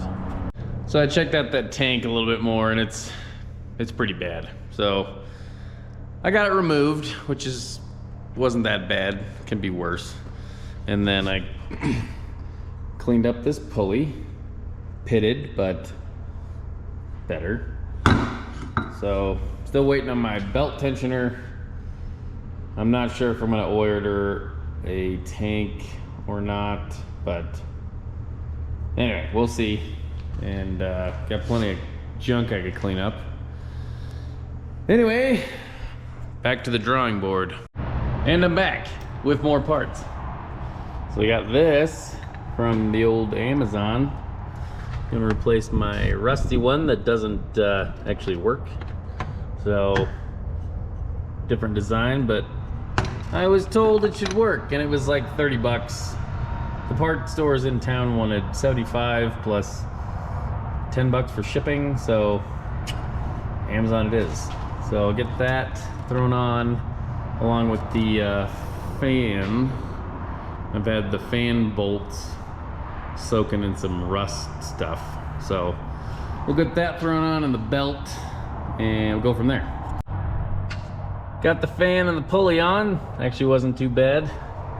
Here's the old tensioner and the new one. And the tab on the back here is the same as that. So that's good. You know, it's always good to save weight when you're building a race car. This one's probably like, I don't know, 4 pounds, 3 maybe. This one is definitely like 6. So save weight, go fast, turn left. So that will go. I got just a place for that over there. So I get this bolted on. The good news is the same nut fits, so that's nice.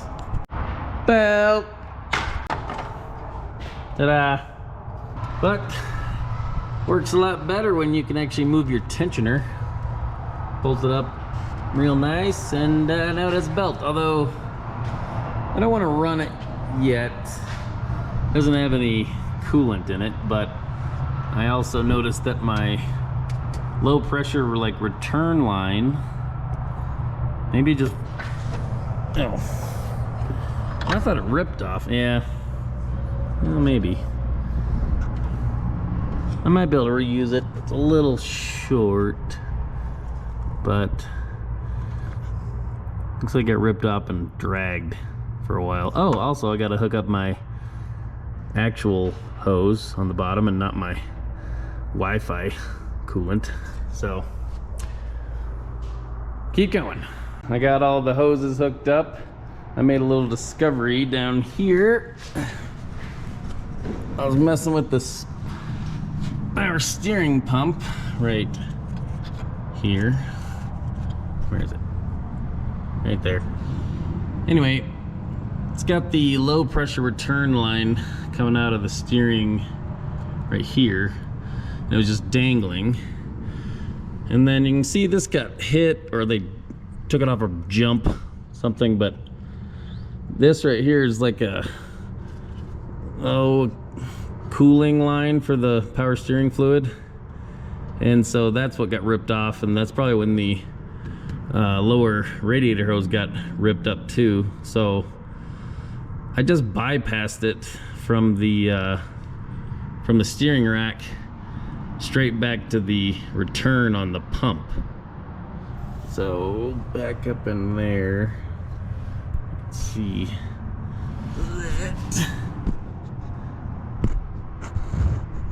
that orange clamp right there, that's the return. So I have plenty of hose to go from the rack back to the reservoir, and yeah, just bypass this cooling line because it's broken anyway. So I did this on a Suburban, and also the Cummins project has a Mustang 2 rack and pinion and doesn't have the cooling application, so I think it should be fine. Well, I think that's about it for tonight. I got some other things I could do to it tomorrow. I do have a rebuild kit for the carburetor.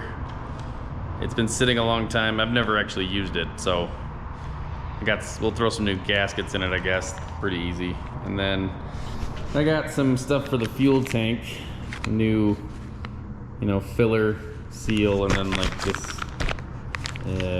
vent valve, vapor valve. They use these for a long time. The tank was really gross, and I've cleaned out tanks before, and maybe I'm just not that good at it, or you can never really get all the junk out. So Jegs was having a deal. I saved $5, so it was $100, and so I think that's worth the time for one, because I'd put a chain in there and some chemicals and shake it around for 4 hours and still not get it all clean. So I think that's supposed to be here early next week. So it's Thursday.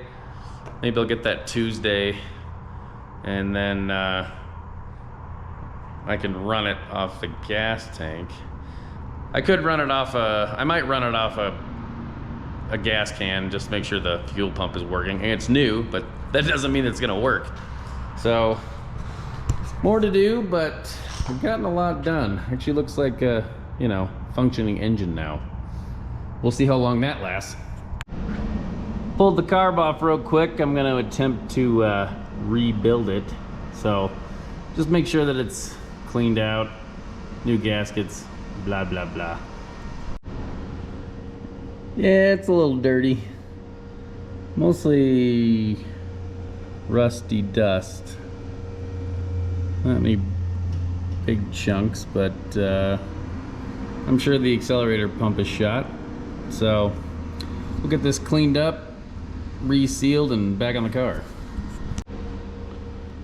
Yep, would you look at that. Glad I didn't try to run that. Alright, I got this cleaned up. It's 77% better, and we all know that C's get degrees. So I'll throw this back together and put it on the car. Alright, I got the carb back on, and then I'm running the gas line into this gas tank because I don't have one on the car. So put a little juice in here.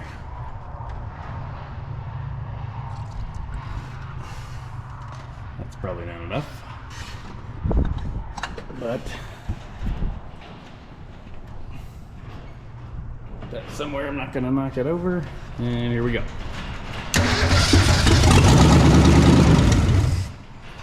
Just enough gas to fire it.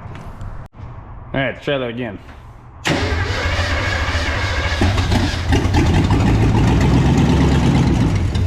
Come on, you got it. Pump's working. It's full of fuel already.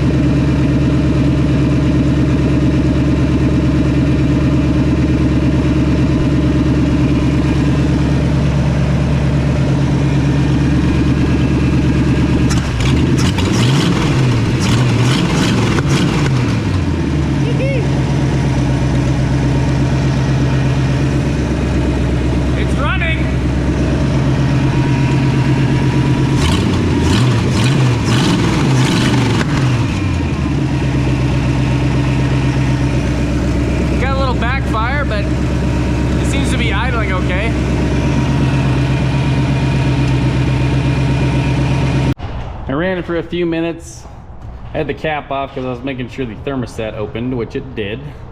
So I'm gonna see if it'll start back up again. It's another day. Well, I'm waiting on parts. Got a gas tank, some other stuff that's supposed to be showing up someday. But I can't do a burnout unless I have brakes, so we'll crack this thing open and see what we got. I had 0 pedal. It was a little squishy and no resistance. Well, you got a lot of really gross brake fluid. So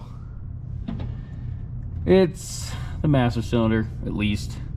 I have been soaking these fittings, so hopefully I don't break them. Hopefully it's just this and we don't have to chase it too far, but you know, wheel cylinders, calipers, whatever. Sometimes I remember that I have, you know, tools for such an occasion. I was like, oh, I gotta suck this out of there with a rag. I was like, wait, no. I have a thing for that.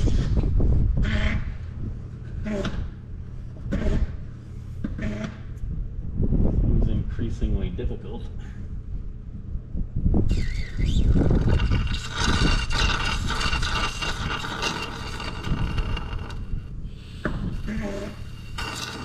There we go. That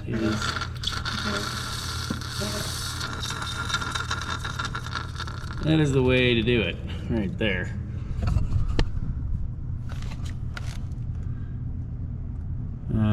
Yep, it's dirty. All right, I got it off of here. Didn't fight me too bad. Yep, it's already got corrosion on this side. Some gunk in there, so that one is no good. So I got another one on the way, but won't be here till tomorrow maybe, but at least this one came off easy. Well, you can tell it was sitting there leaking for a while because the booster's all corroded, so I'll get that cleaned up and de-rusted a little bit. So on to the next thing. Good news, the headlights work. I was chasing some wiring. I found a 12-volt keyed for my distributor, so now I can use the key to start it instead of my button. And I was messing around with the bright switch on the column. I just turned it on and off a bunch of times, and all of a sudden the headlights turned on. So with the, you know, headlight switch pulled out. So there might be a little corrosion in there. I mean, I don't know why. It's not like it hasn't had a windshield in 20 years, but who knows? I still don't have my tank hooked up, but I'm gonna see if it'll start with a little gas in the carb and the key.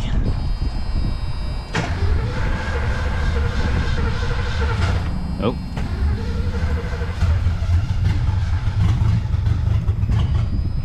Sorta. My oil gauge is trying. I don't know if it's working or not. I'm gonna try this again real quick. There we go. The oil gauge is not working. So I just jacked up the idle screws so that it had some more air. But stop the noises. So yeah, it turns on with the key now. So good news. I think I need to go get a little ball stud for the carburetor so I can hook up my go fast pedal. And we're making progress. It does work. I just had to tighten the connection. It should run out of gas here pretty quick. Or maybe not.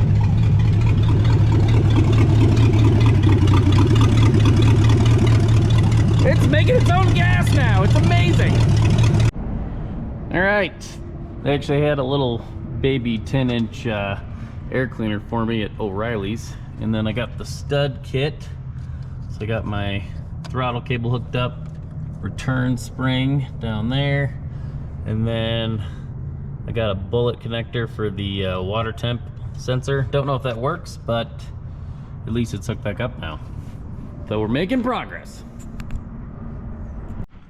So I got my hood latch and the vise here. As you can see, it's a little rusty. So I'm just hitting it with some spray and just kind of tapping it. I got it to move, but it just needs a little encouragement here. There we go. Just kind of work it back and forth a little bit at a time so I can free it up, but the cable's toast, so need to do one of those, but we free this up first. All right, after a lot of penetrating oil, I cleaned that out and then I put some lube in there. Ta-da! So now the hood will open when I pull the cable, once I get a new cable. All right, I got the latch back on here. Here goes nothing. Well, it shuts. That's good. But will it open? Haha! Sweet. Doesn't really pop open a lot, but I guess that doesn't matter. It's not sealed forever, so that's good. Ooh, look, I got a box. Remember when it was a big deal when you got something in the mail? Now it's like every 2 days. Anyway, this is my cross member for the Capri. The original one is only designed for single exhaust, and this has provisions for dual exhaust. Plus my bushings are rotted, so that'll be good. Ta-da! So apparently once you get it in there all set up, you weld these things. Apparently I gotta paint it. It's clearly black in this picture. Oh well. Looks pretty nice. It wasn't particularly expensive, so that's cool. But now I can have whoop, whoop, dual exhausts coming off the engine. Got my master cylinder in. There's the part number. I'm gonna paint it though. It even came with these nice caps so I don't get paint in there. So, paint this real quick. I got some epoxy. I mean, I don't know if this will hold up to, probably won't hold up to brake fluid, but you know, the underside or one side will look good. So I'll paint that, let it dry, and then I gotta bench bleed it, and then it goes on the car. Got some paint on it, taking advantage of this nice sunshine, let it bake a little bit. Of course, I'm gonna scratch it all up when I put it in my vise to bench bleed it, but oh well. All right, I got the master cylinder bled, and on there, starting to bleed this one, which actually this one looks better than the other side, but made a little discovery. Go ahead, Macy. I got a leak. Oh yeah. That's, well, I guess we'll fix that first. Well, upon closer inspection, the rear brake line is kaput.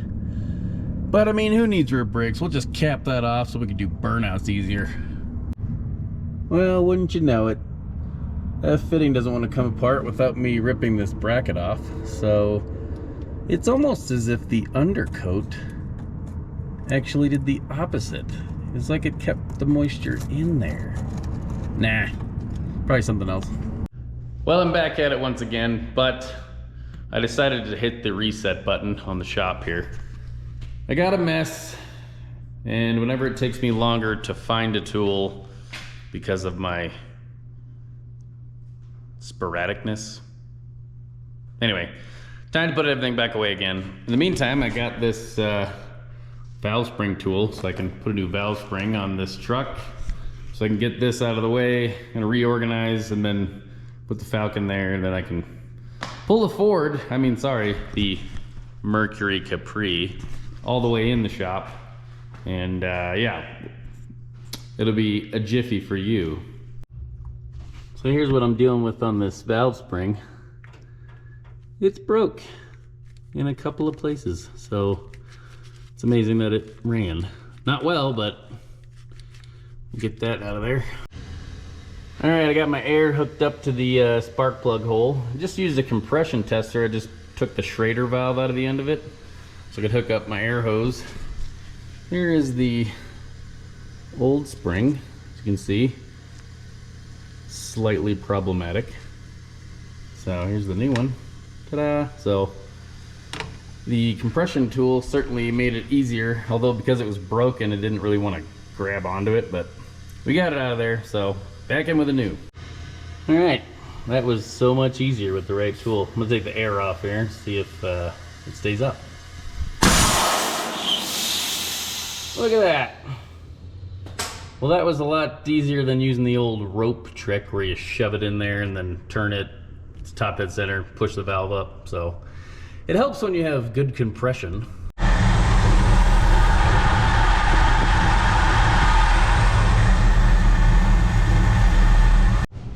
All right, so I let it warm up, adjusted all these valves since, you know, got the valve cover off. But let it cool down, pick up some of my junk, and then I'll put the valve cover back on, which is my favorite part. All right, I got the other truck out of here, shop reorganized. Still gotta put my tools away, but I got it on my pine post lift here. Now I can actually use a creeper, slide around under there. So I've got new brake line started right there, but I need to flare this end and it keeps splitting, so probably because it's old. So we'll give it one more go. Well, sometimes you just gotta know when to quit, which I have not been known for. I mean, that's why I bought this dang car to begin with. So the bleeder back here snapped off, but this wheel cylinder is junk anyway. There's plenty of pad left, and the drum actually looks okay. All the hardware is there. It's dirty, but I think it'll work. I was able to get this brake line hooked up. It was also a giant pain, but I got it. So, gotta let the other side soak. I did get my new fuel tank today. It's super shiny. It's nice. Got the new seal in it there, and then a new vent. Still waiting on the sender, and then my straps are okay, except one bolt came out, but not really. So there's a big hole down there. That's nice. So I have to figure out how to weld something up there if I can. There's a lot of rusty metal down there. So it's up, you know, on the stilts. The shop's picked up, so we will call that good for now. I gotta go to work tomorrow, so probably be back on this in a few days. So hang in there, we're making it. All right, I got my sender in the mail today. Return sender. So that seal's new, vapor seal, new sender. And like I said, now I gotta figure out the straps. But I got all the pieces for a fuel system. I just gotta figure out how's it all gonna go together. So that'll be next. I'm kind of working on brakes right now still. I'm fighting them. They don't want to come apart. But more to come later. Here's the situation under the trunk here. Need to straighten that out. Apparently I ran over it or something. So this is where the strap used to bolt. There's like a clip goes in here that, you know, it just got destroyed. The other one's not much better, but it's still there as far as the hole. So I gotta try to see if I can find some good metal along the sides, because all of this is done. So I'll clean this up, weld something in here, re-drill a hole. That way I can mount my new gas tank over there. Yeah, gas tank. So I clean this up. I got some good metal around here. This is decent. There's a drain hole, so it doesn't rust anymore. So patch this up. This is here so you can slide the clip in. So hopefully I can just kind of weld something in this area. It's gonna blow through, guaranteed. And I got that cleaned up a little bit. It's not great. Got some weld through primer on there. And then my little bracket here somewhere. Painted, primered the inside of that too. So that's basically just gonna overall that. Got a couple of plug welds. I'll try to weld it wherever I can, but I just want to get this thing to run, you know, with a fuel tank. It's not a restoration at all. All right, here it is in all its glory. It's really ugly, but I think it'll hold. I kind of straddled the bad metal and then welded to the good stuff up here. Like I said, not great. It's kind of like strapped on the other side too. Plug welded here, poorly. So, yeah. It'll take us all the way to the crash site. Pretty sure. Good news. I got the tank in. Somehow, with enough twine and duct tape. Now I got it all bolted back up. Here's the sort of a patch job. I know it's ugly, but it's sort of crappily welded, but the other side was good enough. So yeah, I got a shiny fuel tank, so I don't have to worry about it filling up with rust. Not yet. All right, so I got the fuel line hooked up to the fuel line that runs back to the tank. It's all hooked up to the pump now. And then on a side note, I got my new hood latch cable, hood latch pull cable.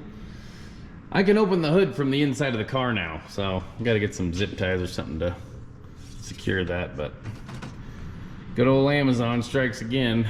So one less thing to do. I need to put the grill back in here because it completes it. I'm bouncing around like crazy, but I need to get this other caliper off because it's shot as well as the driver's side. So apparently these are a $15 core still. I mean, good luck, but I'll take the money where I can. So I need to get this off.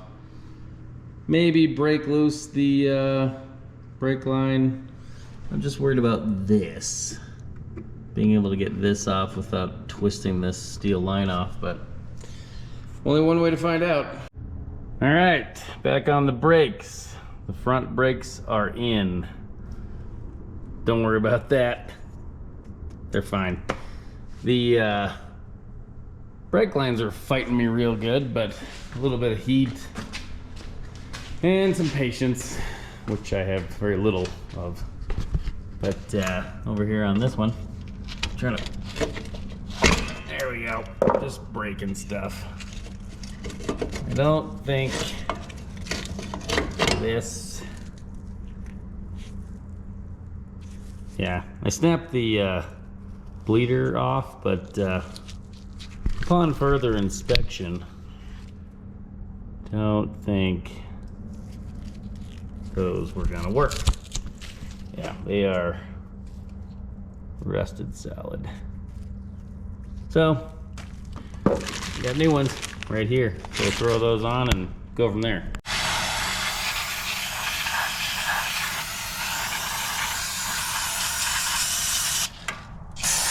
So I got the drum off this side finally. It was wasn't too bad, but it was on there pretty good. Just getting some of this nastiness off of there. I'm gonna take this, and I got the line off of the back, which is exciting. I didn't mess it up too bad, maybe a little. So hopefully that doesn't leak. Let's see what the inside of this drum looks like.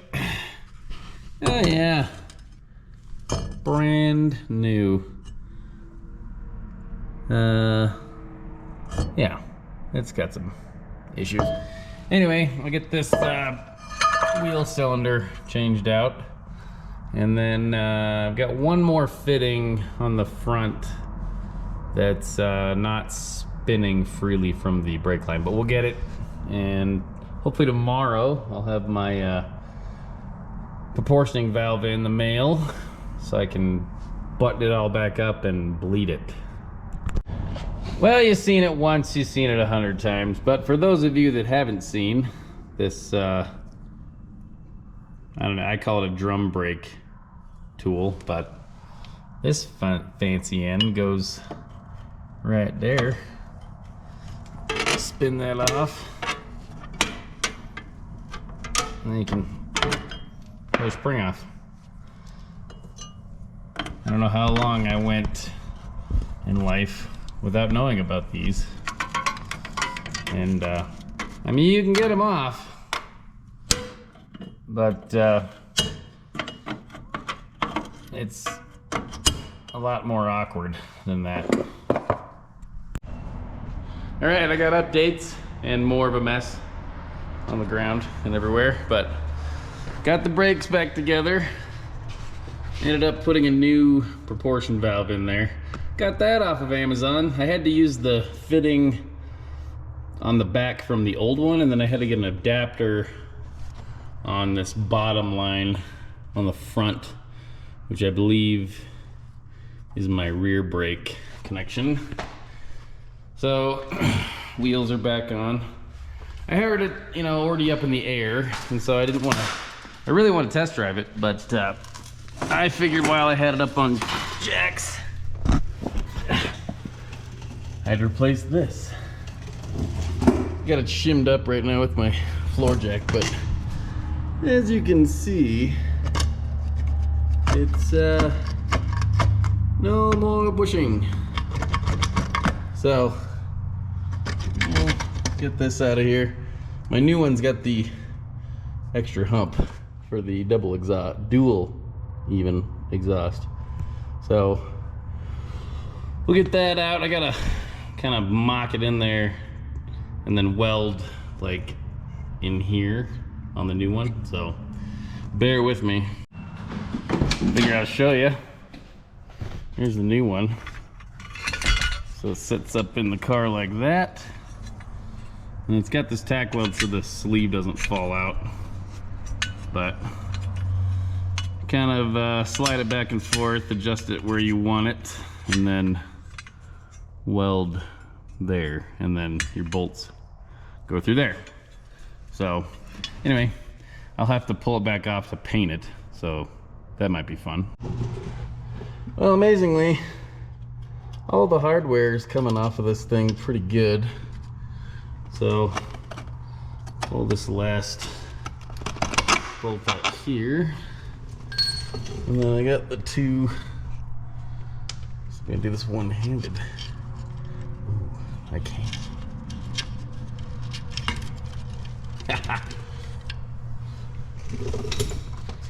Yeah, that wasn't doing much.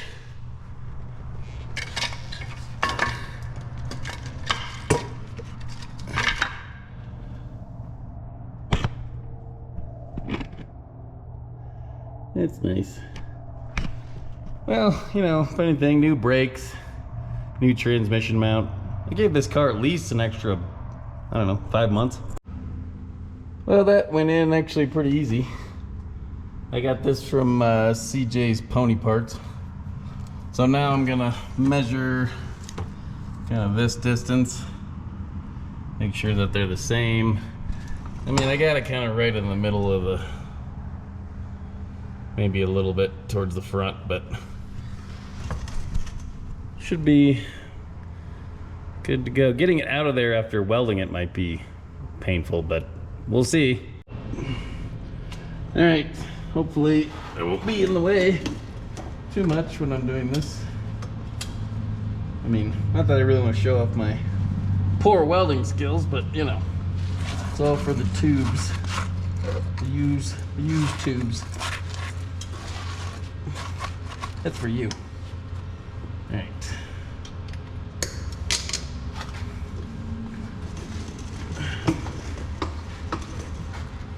Oh, the ground wire. Oh, it's easy. All right.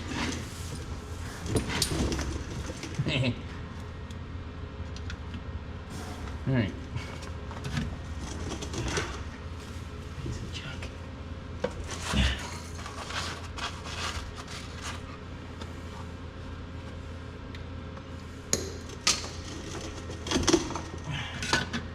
You want your weld to look a lot like bird droppings.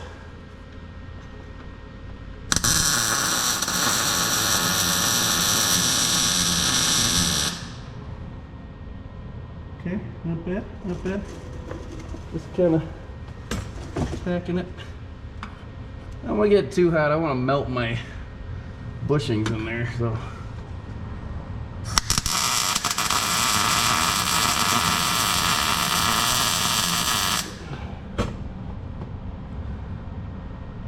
It'd probably be good enough, but for now, well, I'll take it out, take those bushings out and weld it up better, but for now I'm going to tack it again.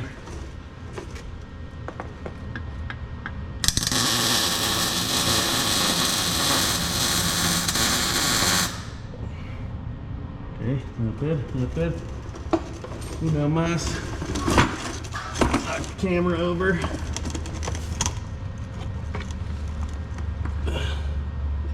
Put the 2x4 in your face.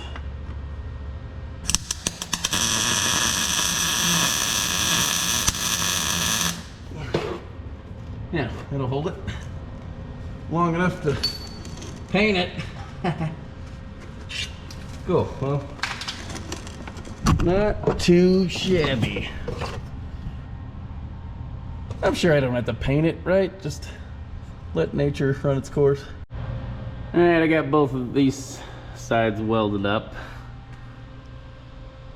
That one's not my best work, but I got good penetration on them. You can't see in there, but it's ready to be painted. All right, I got my trash can paint stand. Ooh, would you look at that? It's the Falcon. This is the best time of day. The light hitting those lines. Anyway, sorry. Put some, I got some weld through primer. It's got good zinc, I don't know. We'll put that on there and then paint it, and then we'll throw it back on the car. All right, got it painted and bolted back up, so cross that off the list. Well, the car made it from its hole there to here, but I actually pushed it, so it didn't even run on its own power yet. I got the fuel lines, everything hooked up, and threw a little gas on the carburetor, and it won't stay running except for the gas I pour in it. Well, I think I found the culprit. I think I pinched the fuel line between the frame rail and the tank. So, fortunately, I don't think I have to drop the tank all the way, but I just got to loosen those straps and then we'll see what happens. Yep, that's what it was. So, it was just too tight right here. This vent line is fine, but I got it routed closer to the, because the top of the tank is a lot taller here, so it drops down. So I kind of went around that and was able to siphon some fuel out of the front. So, well, we're gonna turn the key and see what happens. Well, I know it'll run off of the gas I just put in there, but let's see if it'll pull from the tank.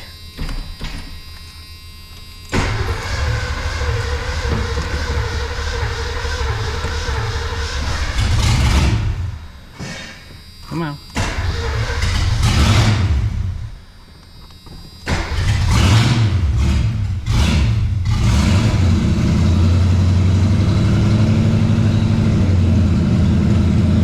I think it's working. I think it's working. My fuel gauge might work.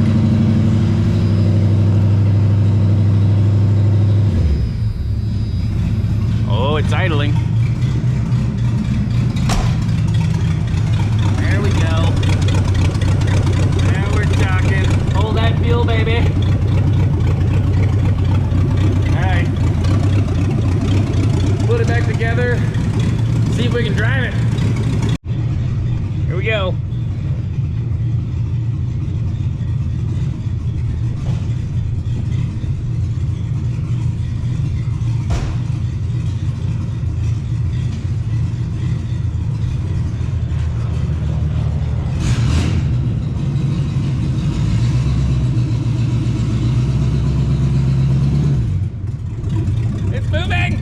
Stopping.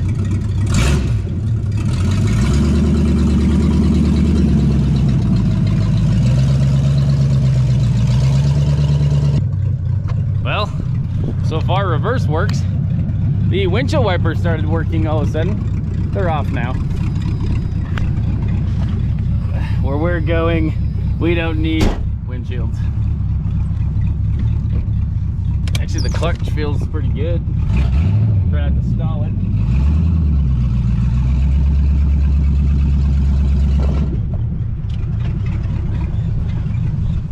Oh, and there we go. Either I'm out of gas or...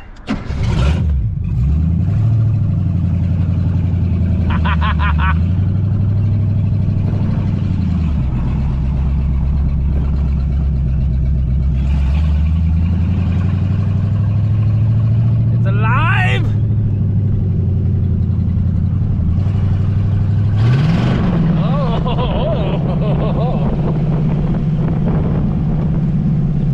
Really get a good view with no windshield.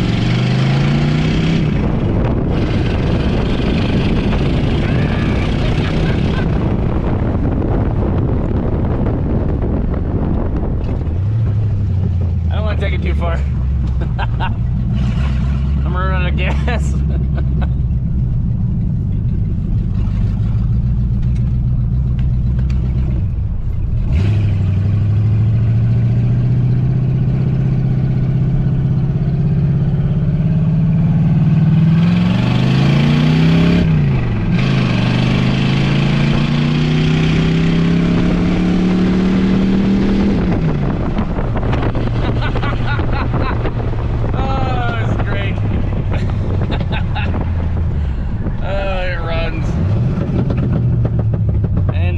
Off the manifold, so it's nice and loud. Don't stall it here.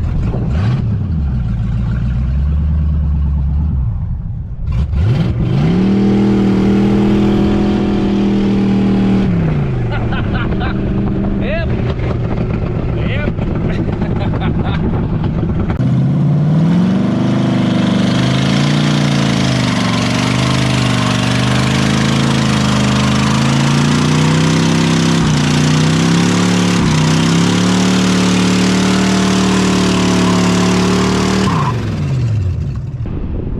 Just had to take my shoe off.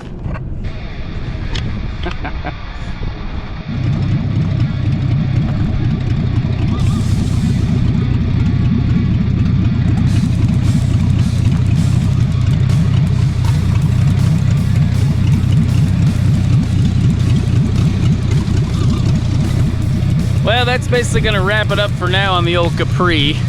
Obviously, I gotta put a windshield in it and exhaust. And driver's side window would be nice, but it runs, it drives pretty decent for a car that sat for 20 years in a field somewhere. And the engine was stuck, got it freed up. So, you know, was able to do a burnout. And pretty decent too, you know. Anyway, thanks for checking in. Like, subscribe, share with your friends if you like it, and thanks for watching.